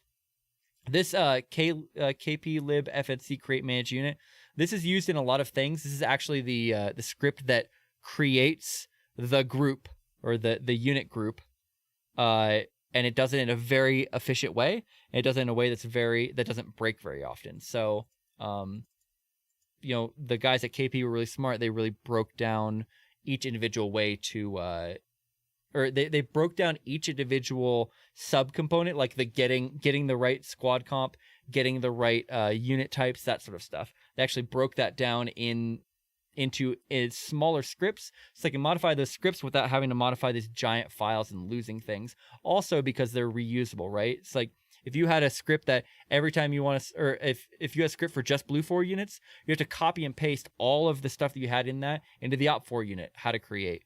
That's something that on my zombie survival thing that I've been making, Malden Overrun, something I gotta get better at is how to actually, you know, split them out. So the reason why I wanted to look at this though is because I think that we are spawning too many. I think battle groups are the main thing, but I do know that I also made it to where it just spawns more enemies in general. Part of that is because I have it when it actually loads that I am there we go. Part of it is because I actually have this under parameters, which a lot of what you see as unique things within Liberation, like a unique Liberation experience, actually is changed here in the parameter options. We have the difficulty at the second to highest, ludicrous, and what that difficulty does is it spawns more enemies at a higher skill level, and the aggressivity right here, aggressivity, is how you actually change how often they're going to attack and counterattack you, and how many units they're going to send against you. So what I did is I made the squads bigger that are fighting us. I made the counterattacks bigger, and then made it happen more often. And so by doing that, I kind of messed up. Also, the AI recruitment limit per squad is how many AI will spawn within the group that it sends at you. I changed it to 16 because my thought is I wanted there to be a lot of infantry fighting you, and I wanted to be really hyper aggressive, right? They just came in and established their own country. They're not going to let you take it back, so you have to fight a lot of infantry. And when you play this, you'll note when you play my custom liberation or our custom liberation, you'll notice that that's the case. Now, it's worth noting, because this is these are not exactly the same settings for B team. I'll show you B team in a second. It's worth noting that if you want to change these parameters permanently, like I did, so that every time if anyone were to ever download this mission and run it, it will always have extreme Opfor aggressivity unless they change it. The way that you do that is there's a parameters. Let me see if I can remember off the top of my head. It is in functions. No, let's go here. Oh, actually, no. Ooh, this might be something there. You have to change a particular parameter setup. Is it in design description? Is it in init? It's not in init. Let's find param. Fetch parameters. Let's go fetch parameters. Let's search this one here. Under shared. MP. Don't mind that. Share. Nope. Sorry, we're gonna go scripts, shared, fetch params. Okay. In here, it's going to. Here we go. Get param value. I'm trying to remember exactly where it is. So there's a right here. Okay, excellent. So no, this isn't the one. Dang it. Where is it? I'm trying to remember exactly what the where it actually selects the difficulty. The word actually selects. There's a setting basically. I will back up and say there is a setting, or there's a script which I will find in a second, that basically sets what the defaults on all of these are, and by making it to where the default is a different option than normal. For instance, the victory condition of all sectors is not the default. The default is all capitals, which means that once you capture all of the major cities, then then the game's over. If you want to have it to where or like another one that's, sorry, jumping back and forth. Another one that's important for me is the limited Zeus for commander. I don't want limited Zeus. If you're the commander, I want you to have the full Zeus interface. So I had to enable Zeus for commander and disable limited Zeus interface. Otherwise, every time we launched it, I would have to go in here and reset up all this stuff. And I didn't want that. So what I'm gonna do is I'm gonna search the word ludicrous in here. So Control-Shift-F, ludic. How do you even spell that? Ludic. We'll do Ludic. There's not gonna be another word. So we're gonna search in all of it for this, right? And we're gonna trace back down. Okay, so in the string table, it's going to say. This is kind of hard to describe, but they use a string table so that if people speak different languages, it will be under a different language. That's fine. And then it's going to str params difficulty 7. So we're going to Control-Shift-F that, find all. And once again, this is how you could trace through everything by doing that Control-Shift-F. Once again, making sure that you're in the correct directory. You're actually searching the right one. And we'll find everything that uses that. So fetch params, mission param. Here it is right here. Oh, no, is this the one? Yes. Okay, cool. So this is a little bit confusing, but we'll say it like this. This mission underscore params at HPP, which is here's the main file folder. It's in UI, and then mission params at HPP right down here, okay? This is where you will change what your default mission parameters are, okay? This is how it knows to put parameters here on this screen. So you'll see that there will be load save params is the name of it. And there will be values of 0, 1, and 2. Okay? 0, 1, and 2 correspond with 0, 1, and 2. Does that make sense? So if you want to make it to where difficulty is by default ludicrous, we have to find the one that is the correct option for difficulty. And we need to find 0, 1, 2, 3, 4, 5, 6. So we need to set that to 6. So if we go here, and we find our params, spacer, mission options, unit cap, difficulty. Okay, cool. So difficulty.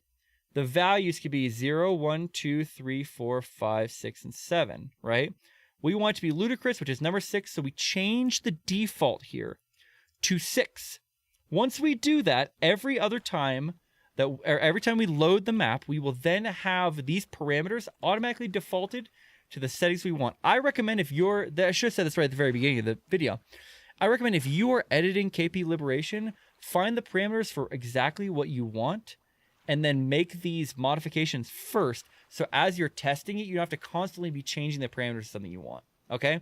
And that's going to be both multiplayer and if you're playing locally hosted server, like in the Eden editor, then these will always default to the things that you want. I have a certain setup that I like, but you just go through each of them and you figure out exactly what you want. Another one is going to be the deployment cinematic. Some people don't want that. Also, the introduction is super annoying. I always turn that one off. Those are just some examples. But go through each one of these. Think of what they do. If you look on the website for KP Liberation, there's some good information on here on exactly what each of those things does. Okay, and once again, the as you're editing the mission, the commenting is pretty good in most places. Okay. So just to show you what it looks like, Ray, while you're here, the settings for B team are a little bit different, but this is the easiest way to edit things rather than going in the code and selecting how much each of everything is going to run, that sort of stuff. Like it's way easier to just go in here and select, hey, I want bigger enemy unit types, so 16, you know.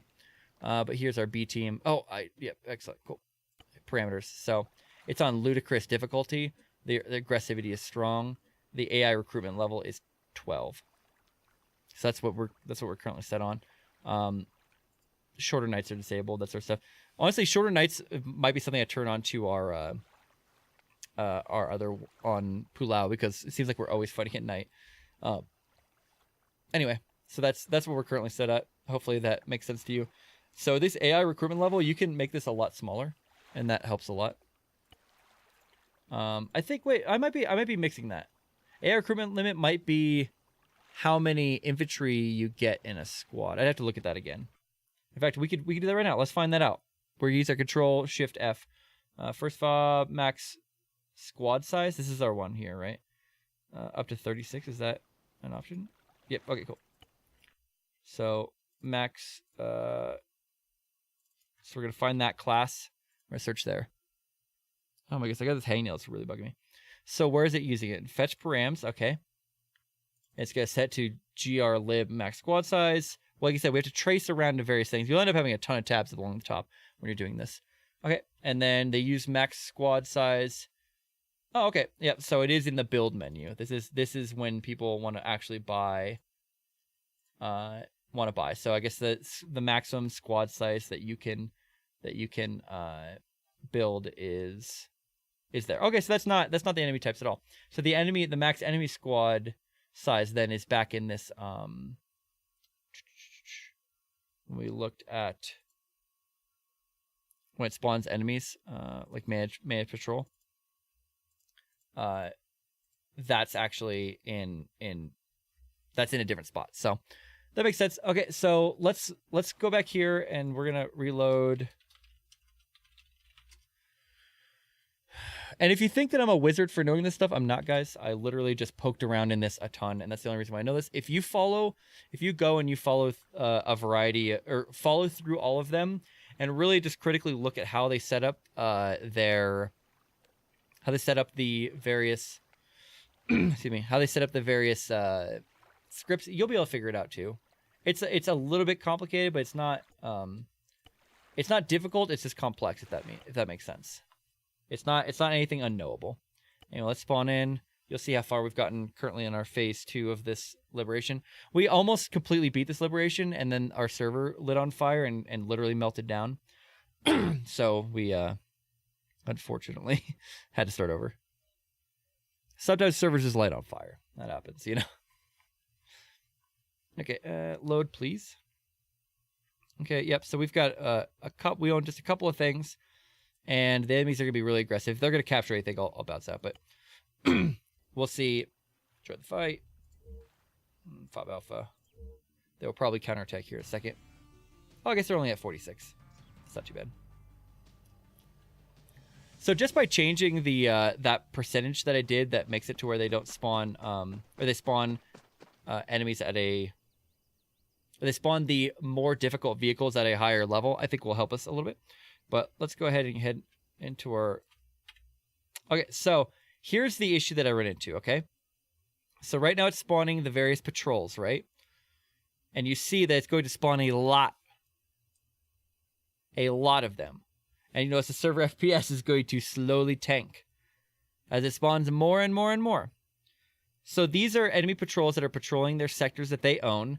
And you notice that they tend to group their little patrols around... each of the zones that they have control over, right? With a little bit of, they go into the ocean for some reason. And we even get some that are over here just because of reasons that are hard to explain. This is the starting level.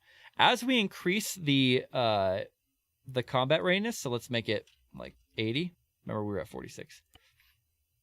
As we increase the combat readiness, there are going to be more enemies that are going to be spawning everywhere. And they're more likely to spawn battle groups to try to counterattack us, right? And that's on top of the enemies that they're spawning when you actually go to a zone. See, it's spawning more of these now. So I think these patrols are probably part of what's really lagging us out.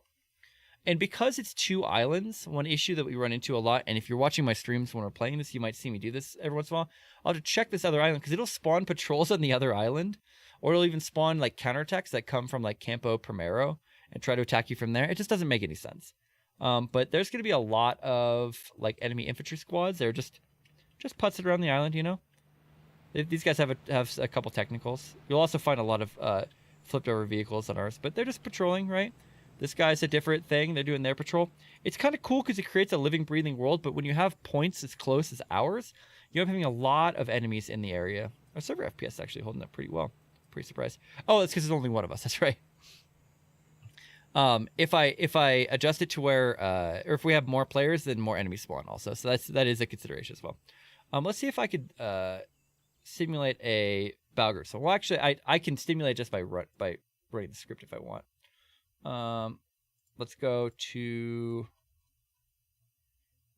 spawn battle group. We'll go spawn battle group. I think it should be called that. Control Shift F that. See where it spawns that. Okay. So in random battle groups, it'll cause a spawn one. Or if you liberate a sector, there's a chance it's going to spawn a counterattack battle group, which you could increase or decrease the chance of that if you want to make it more likely the enemies will attack. That of course also has to do with their aggressivity as well.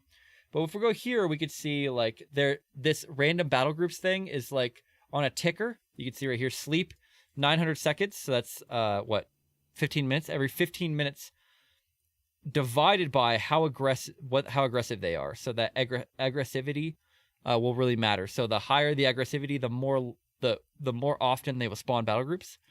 And so that can be a way that if you end up having too many enemy units that's lagging your server, you can deal with it that way. You make it just spawn less often by lowering the aggressivity. We have ours at high because I like a lot of counterattacks. I think it's pretty cool. And then you look at if the combat readiness is higher or lower, it will modify how often these sleep timers. Now, I will admit I went and changed these already. If I were to go to this file in a default one, you'd see that these are at a different spot. Okay, this is how it is.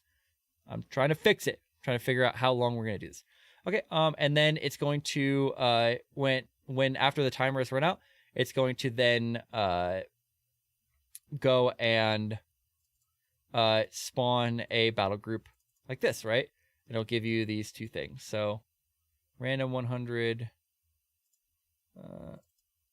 So if the count of players is greater than or less than 6, and it'll do, oh yeah, so it's gonna check when it spawns the enemy battle groups. It's gonna check if there's enough players.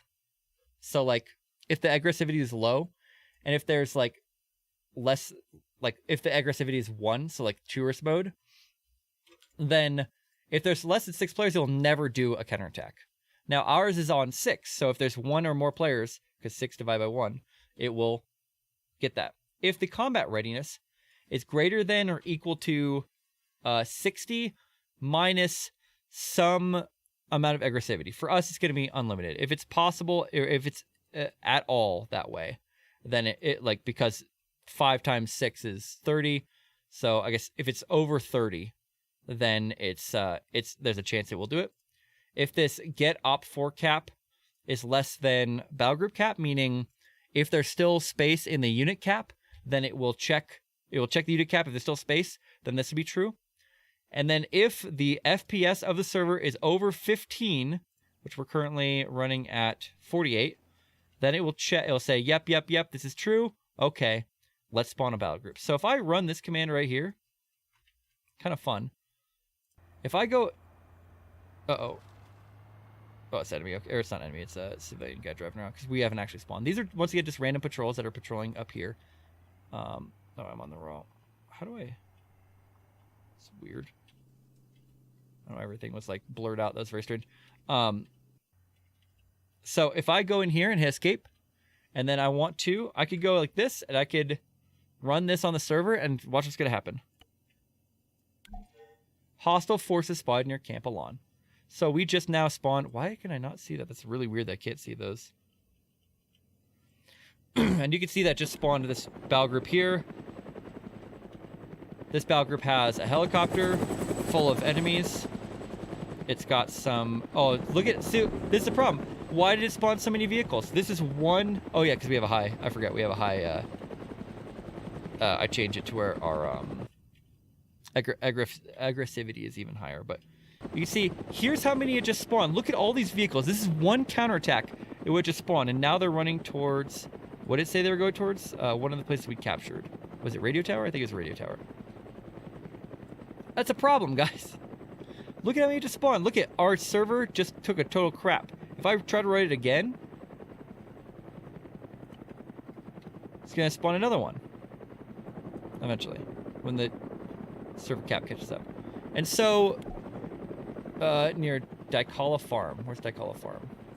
Oh, up here. It's smaller, right? It's just a few vehicles, but still, oh, it's still building them. That's why, because the server cap's getting low. So we had an issue where we were spawning all these infantry that we were fighting because we're in close quarters for each of the AOs, right? And every time it spawned a counterattack, it was doing more and more. And to our server, once your server gets below 15, that's when you're going to really start noticing problems, your server FPS. But look at this. This is the issue, guys. I screwed something up. Look at how many units it's currently spawning in one counterattack. That makes no sense. Why? Why did it spawn so much? Doesn't make any sense. If we go to the spawn battle group thing again, we can actually see how it chooses how many it's going to spawn. So here in spawn battle group, it's going to battle group size. So there's a battle group size defined somewhere. Okay, well, let's figure out where that battle group size is defined. Find all. By the way, the server's totally crying. 9 FPS right now. Look at these huge counterattacks, though. This is insane. We've never had a counterattack be this big. I don't know why it's so massive right now. I'm not actually sure even where they're going. Jaya, I guess? Oh, these guys, where are they going? If we select their unit, we can see that they're currently headed to... Oh, they're all going to... Look at this. Everyone's going to Lorette Farms. You see all these units? They're all going to... They're taking the farm back. They're all about... Honey, they're taking the farm. That's all I know. Okay. So let's go... I'm going to go back here. We're going to set combat range back to 46, like it was. Server exec, and then we're going to shut down. We'll go back to missions. So we're going to figure out why it's spawning so many, and we're going to fix that, okay, guys? That's the goal. Server might crash because it was on... There's so many enemies. Okay, cool. We got it. So we're going to go and see, okay, now we're in spawn battle group. How does it choose how many it's going to spawn? So private target size equals, it's going to round this number, which makes sense. The minimum is 16, which is kind of weird. We're going to figure out what's min actually in this instance. Arma 3 min. If we search min, then it will always bring. If we search Arma 3 and whatever, it'll bring it. The smaller of A and B. Okay, cool. So it's going to have a number and then the opposite number. So I think I changed this. I think if I go into the default KP Liberation, there's default KP Liberation Altus, and what are we at? We're at server battle group, spawn battle group, scripts, server battle group, spawn battle group.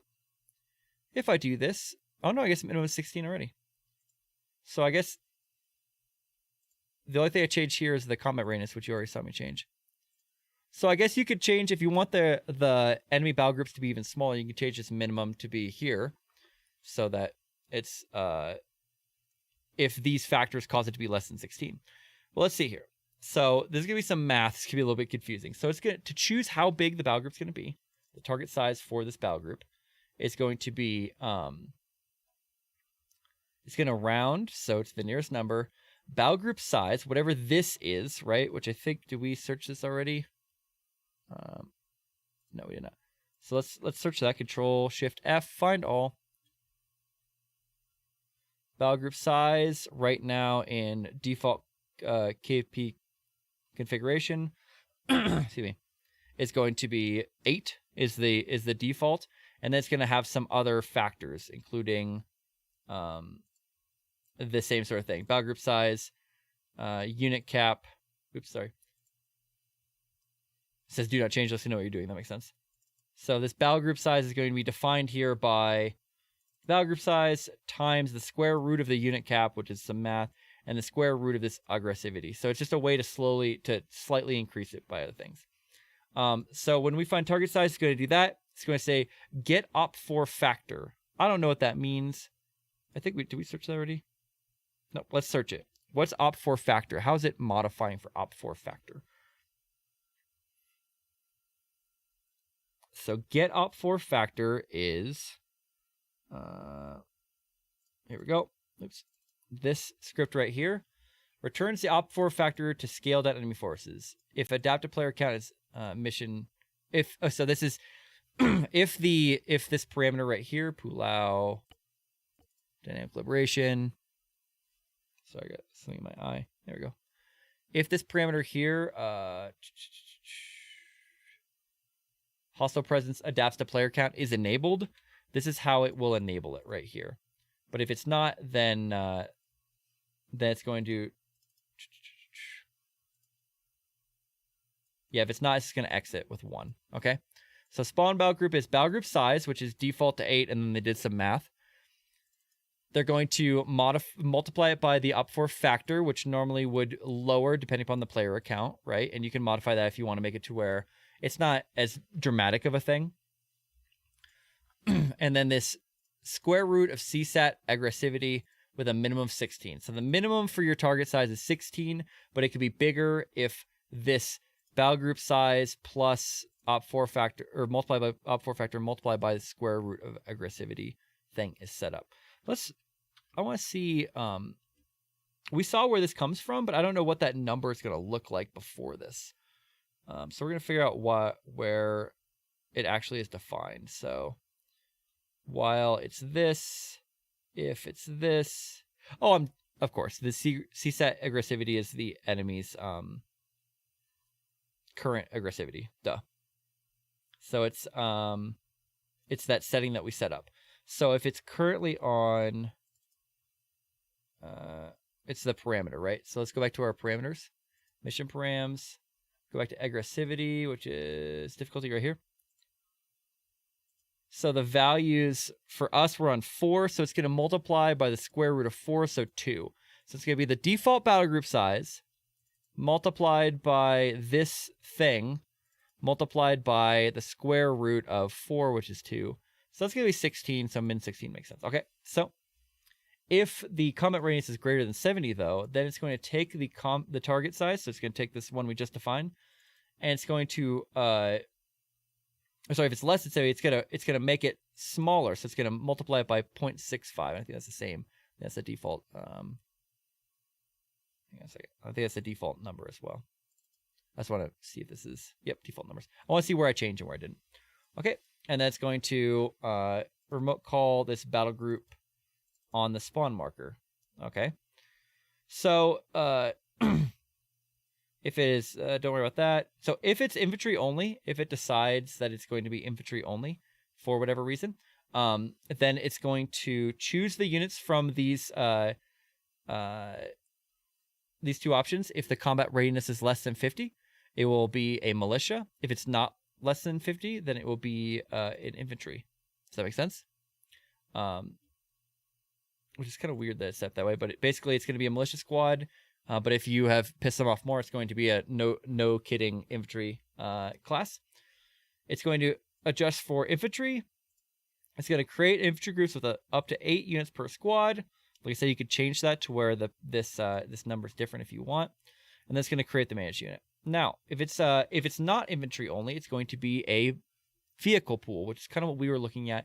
Seemed a little bit crazy, and this will run multiple times until it's reached some sort of satisfaction. So we got to figure out when it selects the satisfaction for spawn battle groups. If it's vehicles, it's going to say right here, it's going to select the vehicle pool. It'll either be low intensity if it's less than 70, or high intensity if it's higher than 70. So while this selected Opfor battle group is less than the target size, do this. Okay, so now we see why there are so many freaking vehicles. Because this target size here, right, it started as a minimum of 16. So we had some modifiers in there if we were over a certain amount, but 16 was a lot, right? Are we crazy? Like, 16 is a lot. I guess it's not technically min, because 16 is the most you could have. Sorry, I mixed this up. 16 is the most you could have, but we because of our battle group size, which starts at 8, right? And because of the aggressivity we chose, which is 4, which square root of 4 is 2, 16 is what it is. That seems like a lot. We can modify this, though. If we want to make it to where that spawns less vehicles, we could say here where while, so it's going to do all the things it's going to continuously run this while loop right here while this count is true. Yeah, exactly. Min 16 means that they could up to 16. While there are less things in the in this battle group, while it's less than this size, it will just keep adding vehicles. We can make it to where while it's this, but like half the size. So for vehicles, it will spawn up to half of the vehicles, or half of the target size. That's a way that we can modify this, and that's probably how I will end up doing it. It's real basic, but while it is less than half of that, so for us to be 8 vehicles, do whatever. Because in our jungles of Pulau, one thing that happens a lot is vehicles will spawn in kind of an area and then just get stuck. And then when I open up the Zeus during our battles, these battle groups will have like vehicles just flipped over everywhere and doing physics and everything like that. And that over time, over a 4-hour battle, that will really build up. So we could adjust the aggressivity if we wanted to, which would mean that there would just be fewer enemies spawning overall. But I like there to be a lot of infantry. So if I want to make it to where the enemies don't counterattack with so many vehicles, I can modify it right here in the spawn battle group section, right? Because every time it uses a battle group, whether it's a counterattack, this random battle groups thing that just goes off every 15 or every up to 15 minutes. And there's a couple other things that causes spawn battle groups, but every time it uses that, it's always going to run to this spawn battle group thing to do the thing, to spawn it, right? And then of course it will actually, here within this private, it will actually create the vehicle, put the things in the vehicle. Hey, have a good one, Hoodle. Thanks for stopping in, man. And then it will, of course, go on. And then for the if the aggressivity is over 0.9, it will spawn air here. Marines, you have to be over 90, which I don't know how we. Oh, if the aggressivity, that's right. Yeah, that's different than the combat power. Sorry, combat radius. Okay, yeah, that's the one right there. And then right here, I changed this. I'm pretty sure to how much it takes off of your combat radius every time this spawns. Yeah. So I made it to where it's one quarter. It hurts your combat radius 1/4 because the reason is how do I describe this? Combat radius is the exclamation point next to when you open the map and you look at the exclamation point, like the enemy's strength. What I found when I was testing this is that because of how aggressive they were spawning they're spawning a lot of these battle groups to counterattack and like to attack what you have, and it was causing their aggression to go way down, their strength to go way down really fast. So I modified it to where it would count these groups, which is how many things were spawned, or how many groups were spawned within that.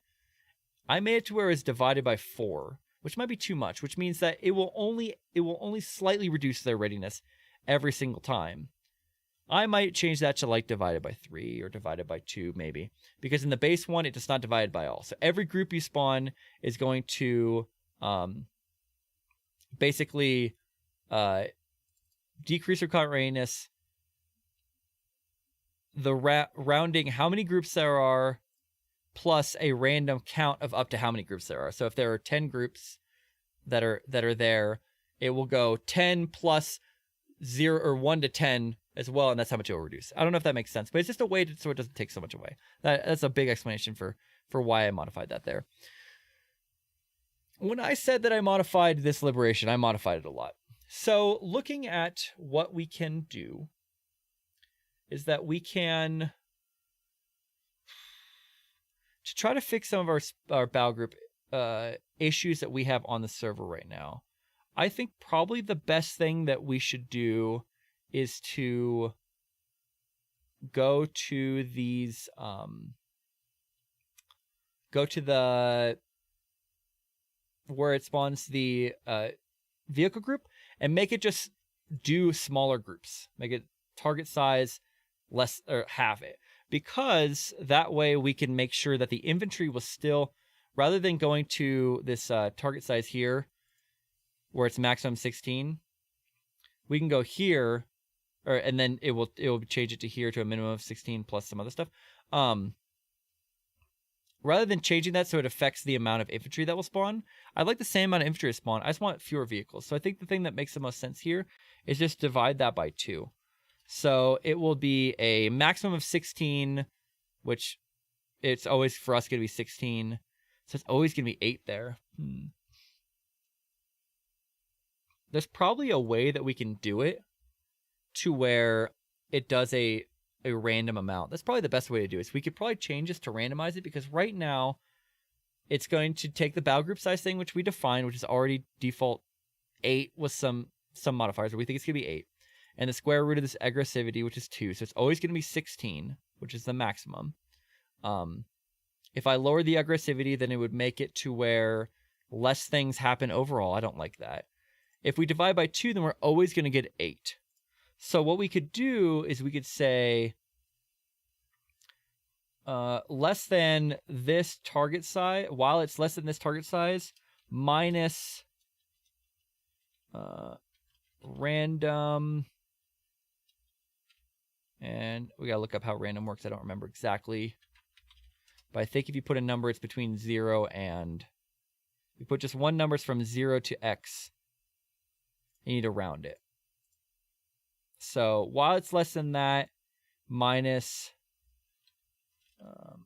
round random, we'll say, well, 16's the most. We always want to spawn at least 3 probably, right? So while it's this minus target size, we'll just say 10. Do that. Okay, so by doing that, what that means is now the enemy vehicles, when it selects that's going to be vehicles, it's going to select from the vehicle pool. And that's going to say, okay, oh, I missed something here.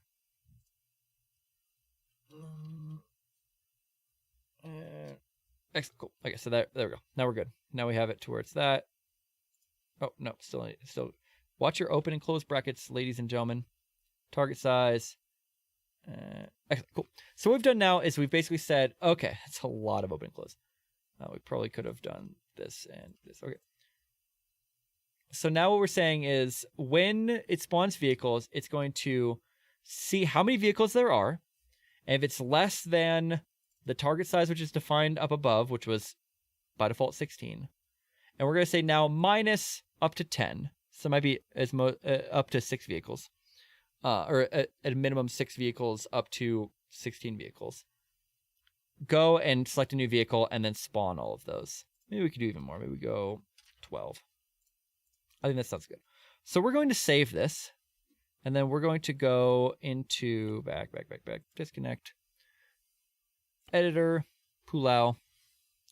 And we're going to test that. We're going to test it at a few different aggressivity things. Is target size plus random val, then take the square root of that. That will skew the distribution towards lower numbers, but allow higher ones as well. I don't know what you mean. I don't know how that works. Target plus random value, then take the square root of that. You've blown my mind. I'm not sure how that works. Scenario open. MP missions. KP squad liberation. This one. You're gonna have to explain that a little more. Oh yeah, apparently I don't have whatever. It doesn't matter. Does not matter. It's not affecting anything. So we're gonna play in multiplayer. By the way, the 3D editor is amazing. Or the 3D, right? That's what it's called. Use that one. Okay, so here we should be able to test it, and now rather than spawning like a billion enemy forces, it should spawn very few when we run the same script. So join the fight. One thing we can do here, actually, let's back out, abort for a second. Abort, continue. We're going to go parameters. We're going to start this over just so that it's wipe save data, yes. Wipe save data, yes. I'm going to start with our fob already built, just because it makes it a little easier. Cool. Okay, excellent. Sorry. Just in the while loop while the count is going, I mean. No, it's not way off. I'm just not sure exactly how that would work. That might make sense to you, but I don't understand how using a square root could work.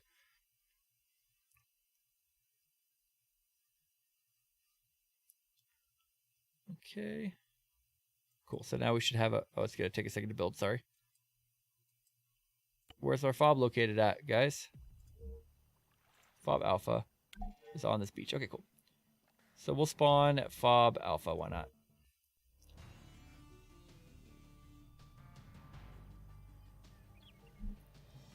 I don't know what that all is. Don't worry about those errors.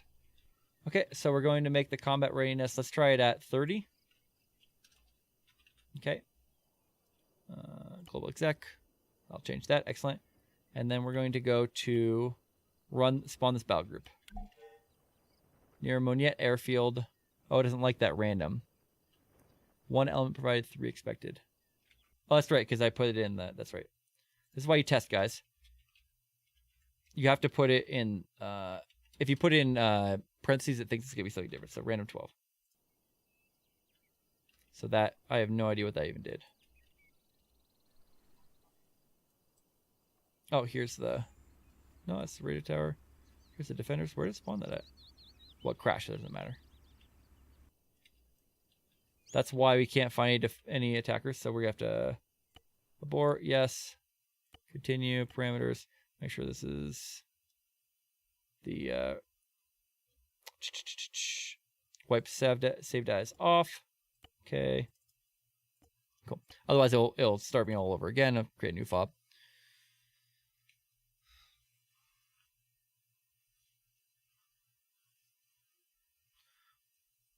Whoa. That's a lot of math, Ray. You're blowing my mind a little bit. Okay, continue. Join the fight. Go to fob alpha on that beach. Okay, cool. Excellent. So we're still at 30. We're going to go ahead, and once we get inside our guy's head here. Local exec. Oh, that's local. Okay, oops. Near the company mill. Okay, so now near company mill, it's going to spawn. It spawned infantry, so it didn't affect it at all, right? Spawned a lot of infantry. How many guys is this? A lot is what it is. No wonder there's so many enemies.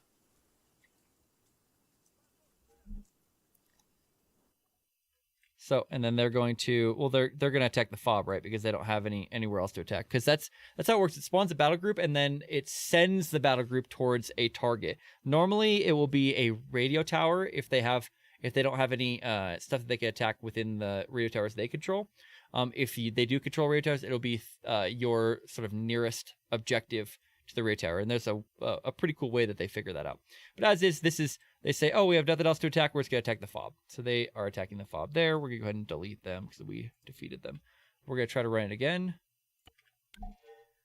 Also near Tevin Company build. This would be a vehicle one. So let's see here.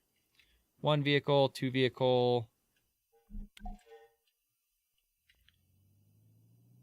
Hostile reinforcement going to Kalaka. That's another way that it can spawn a battle group. Is it spawns ones that reinforcements that will go towards the AO.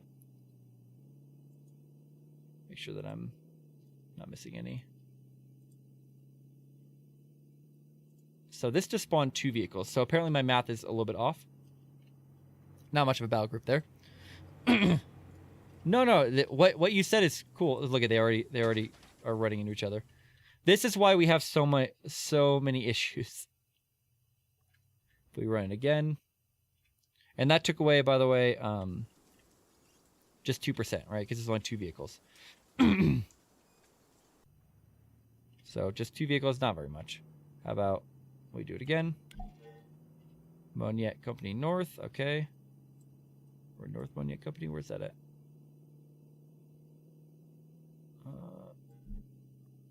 North Moniette Company. Did it actually spawn one, or am I just crazy? Where even is North Moniette Company? Over here. So it's supposed to spawn new things around here. I think we messed up our numbers because I think now it's not spawning enough. I think it tried to spawn vehicles there, but it didn't actually.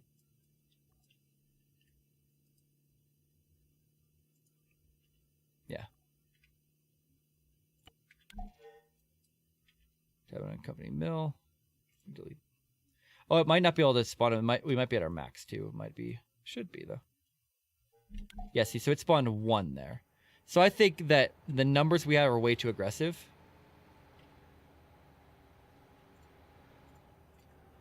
So let's go round minus round 8.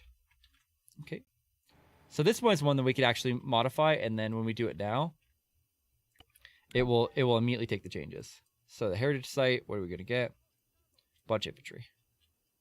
Whole bunch of infantry. Jeez, man. That's a lot of infantry. That number is pretty high. We might want to modify the maximum infantry too. That's a lot. That's only at 30. But we'll delete these guys for now.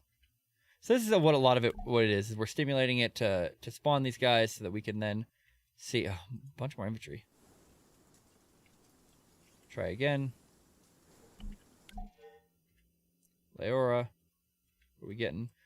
My goodness, guys, I don't want any more infantry. Stop it. Stop it, I say. Yeah. Here we go. So they gave us literally 2 vehicles. So it seems like it's not spawning very many now, and I don't know why that is, because it spawned so many before. Let's try turning the combat readiness up to say 70. Actually, we'll 75 because that's over threshold, right? Okay. And yep, good to go. Just 2 again. That's so weird. Is that civilian? It's excellent. Cool. Okay. So, excuse me. Man. Frog in my throat. Near a radio tower. Way up here. More infantry. Delete you. There probably is a way to force it to not use infantry during our tests, but, you know. Oh. So this is going to be a helicopter and some cars. So this is significantly more. This is at a higher percentage, right? So we have more of different types of things that could be spawned. There's an AA truck, but this is better still. This is not the huge wave of vehicles we saw before. This is at 75, or it was at 75. What's it? So that reduced it by 7. So that's pretty decent. Although, I don't know why the helicopters don't have any. They do. They're just taking a minute. See if they run into each other. Helicopters are feeling a little bit dumb now, I think. The helicopter's landing. Why? Unloading its guys? That's interesting. I've never seen a helicopter do that before. Oh, these guys are just falling out. Oh no, you hate to see it. A vehicle already rolled and blew up. Okay, yep. Normal stuff. Look, nobody said that they're the best enemies. Overall, though, at 70%, I think that's pretty decent. We got some Jeeps with that's an SPG Jeep. That's fun. It's a techie. Okay. We also have a ZSU Ural. Okay. Some exploded vehicles. We've got a T-55 and a couple helicopters. No way the helicopter's gonna take off without running into a tree. No way. Wow, it actually worked. I can't believe that. So this guy dropped off his... It's interesting that guy dropped off his dudes right where he was at, because normally they should go and drop them somewhere near the objective. Yep, and then what they'll do is they'll go fly around, seek and destroy within the area. So, hide me for a second.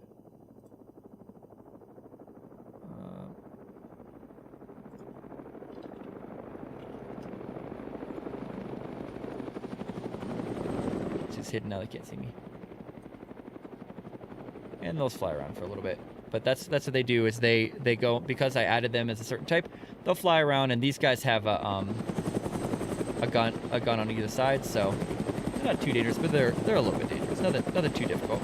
And then, of course, the tanks will roll up and everything like that. So that's all cool. It's all well and good. I thought that was a good one. Let's delete you and you. You.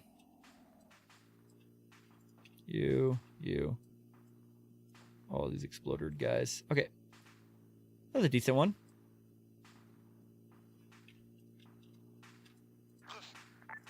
I don't know why I did. Something bad. Delete the exploding vehicle. Whatever you are. Okay, cool. That's so funny that it dropped those guys out there. The only time is when they take contact from somewhere in the end. Yeah, that might be what... sorry, that might be what it is. So let's try it again. So it's at 70. I want it to be more, and it is definitely more.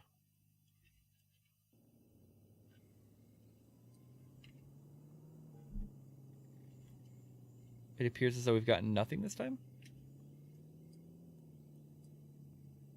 Yeah, see, that's weird. I feel like I've messed something up with my numbers by reducing it by 8 even.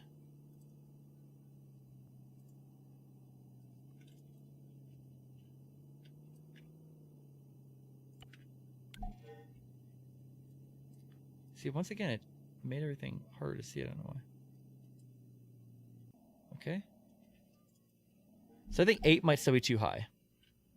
But here we have 3. Okay, so let's reduce it by just 4. Up to 4, right?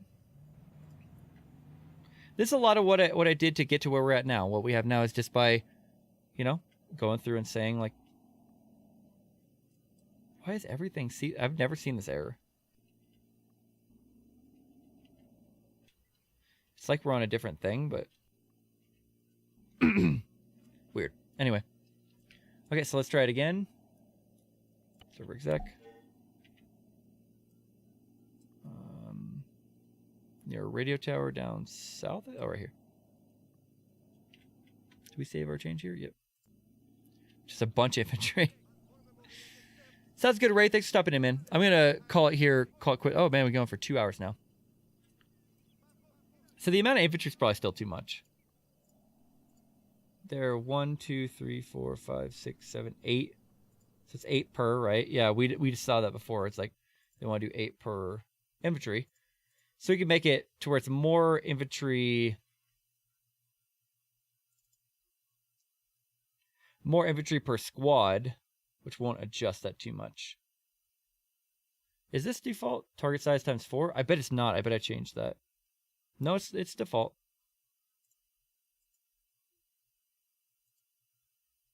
Yeah, I didn't change that at all.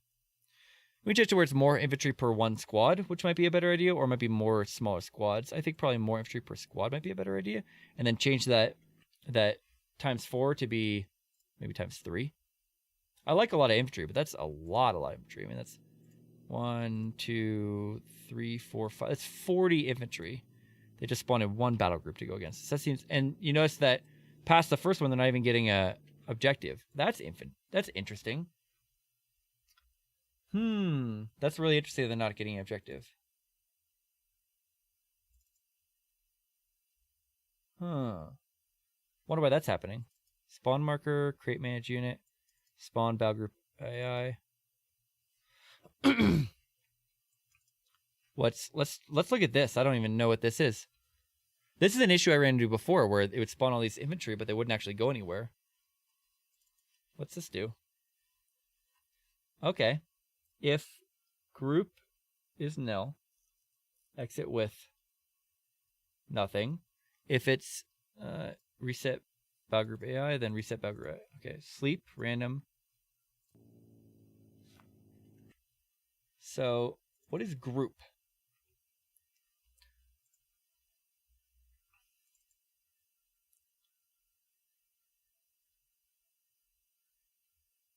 So if infantry only, it's okay, guys. We just made a discovery.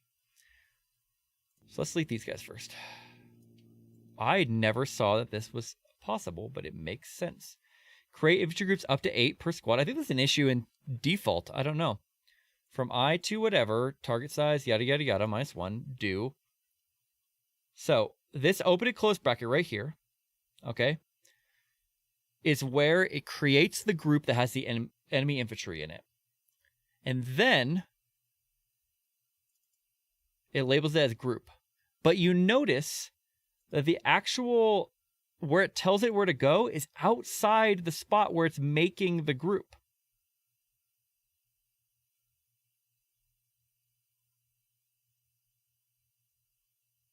So I think we need to put this inside. If we put this inside, I think it's actually going to, oh, this is the wrong one I'm editing here. I think it's actually going to make it to where all of those groups get sent to where they're supposed to go. Because right now they don't. Right now they just sit there for the most part. That'd be really cool if we figured out, because that's an issue in the default. That's you saw that it's an issue in the default one. Let's see if this works. This is the Pulau one. Yep. Let's see if this works. Spawn another group. We might have just made a huge discovery. Actually should, because it wasn't giving. Okay. Is it going to give them all?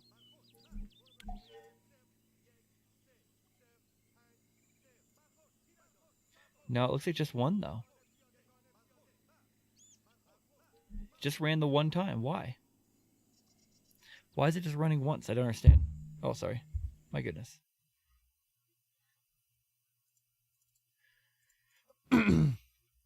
Val group AI.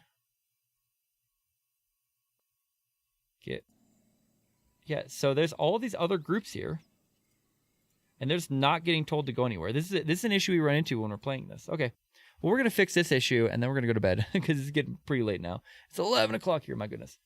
Okay, while get pos group less than 100, do this. How does it find the nearest? It gets the nearest BLUFOR objective, which is cool. Remote call incoming.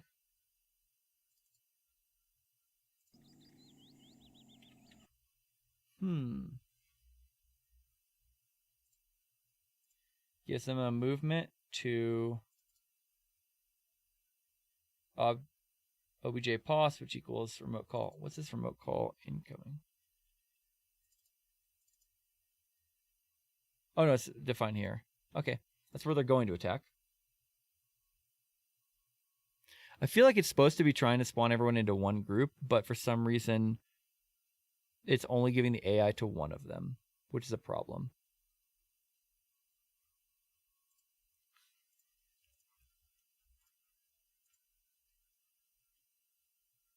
So let's go here. Create manage unit, right? Group spawn, val group AI. BG groups pushback. Group. Why is it doing it twice? That's weird. Anyway, so we needed to give that val group AI. It needs to give orders to every single AI.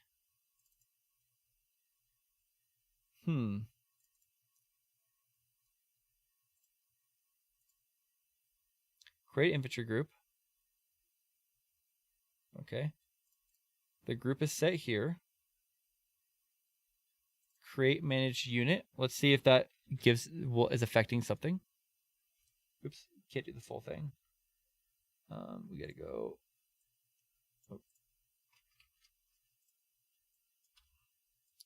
Because you won't be able to search it out.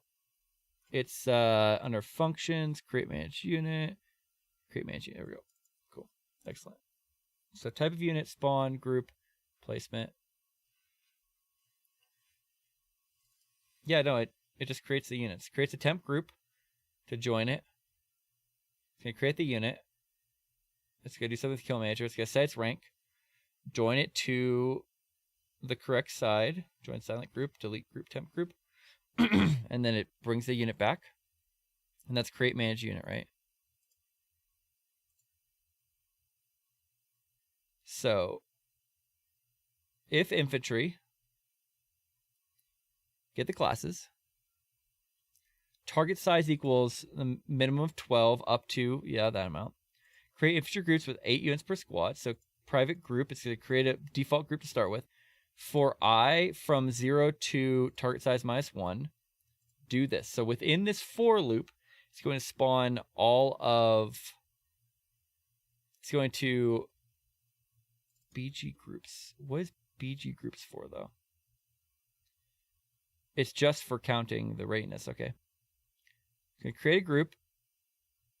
It's going to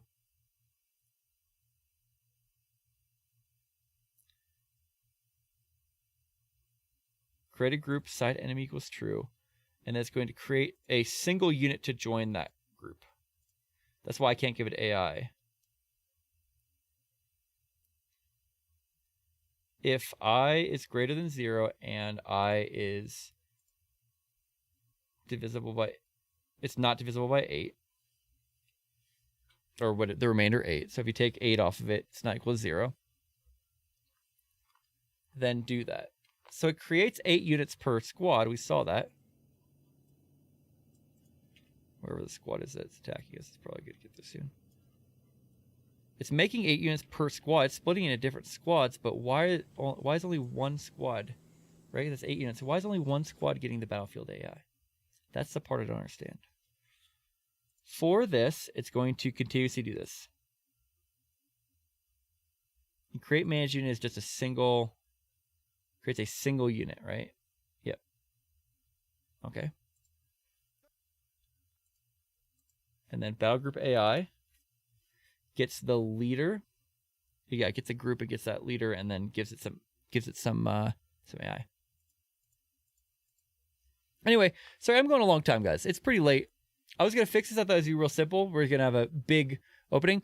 If you guys enjoyed this, definitely consider subscribing on YouTube. Click the thumbs up if you're watching the VOD. Sorry, I was getting real in my head. You know, consider following me on Twitch, Facebook, all that sort of stuff. Also, if you want to come and talk about how to edit Arma, you want to try any of our custom liberation or other custom ops, or you just looking for a group of people to hang out with, definitely check us out. Discord.gg/UselessFodder. It's in the comments. It's going to be in the description. It's going to be in the chat if you're in chat. Definitely join us over there on Discord. Awesome place. Super cool group of individuals from all over the world, different walks of life, different socioeconomic status, different political ideology, all that sort of stuff. And we come together for a common cause of supporting one another to try to create a more positive and supportive community. It's been called the friendliest place on the internet, and I really appreciate that. With that, though, guys, thanks for sticking around. Hopefully you learned something tonight. Sorry, I kind of got off on a tangent on the end there. I want to fix some of these issues, and I just got so focused on it, I didn't think about the fact that people were watching me. But with that, I'll be streaming Friday night. We'll be playing some of this FoddSquad Liberation on Pulau, the JTF-KINGFISHER. So I definitely love if you guys would join us on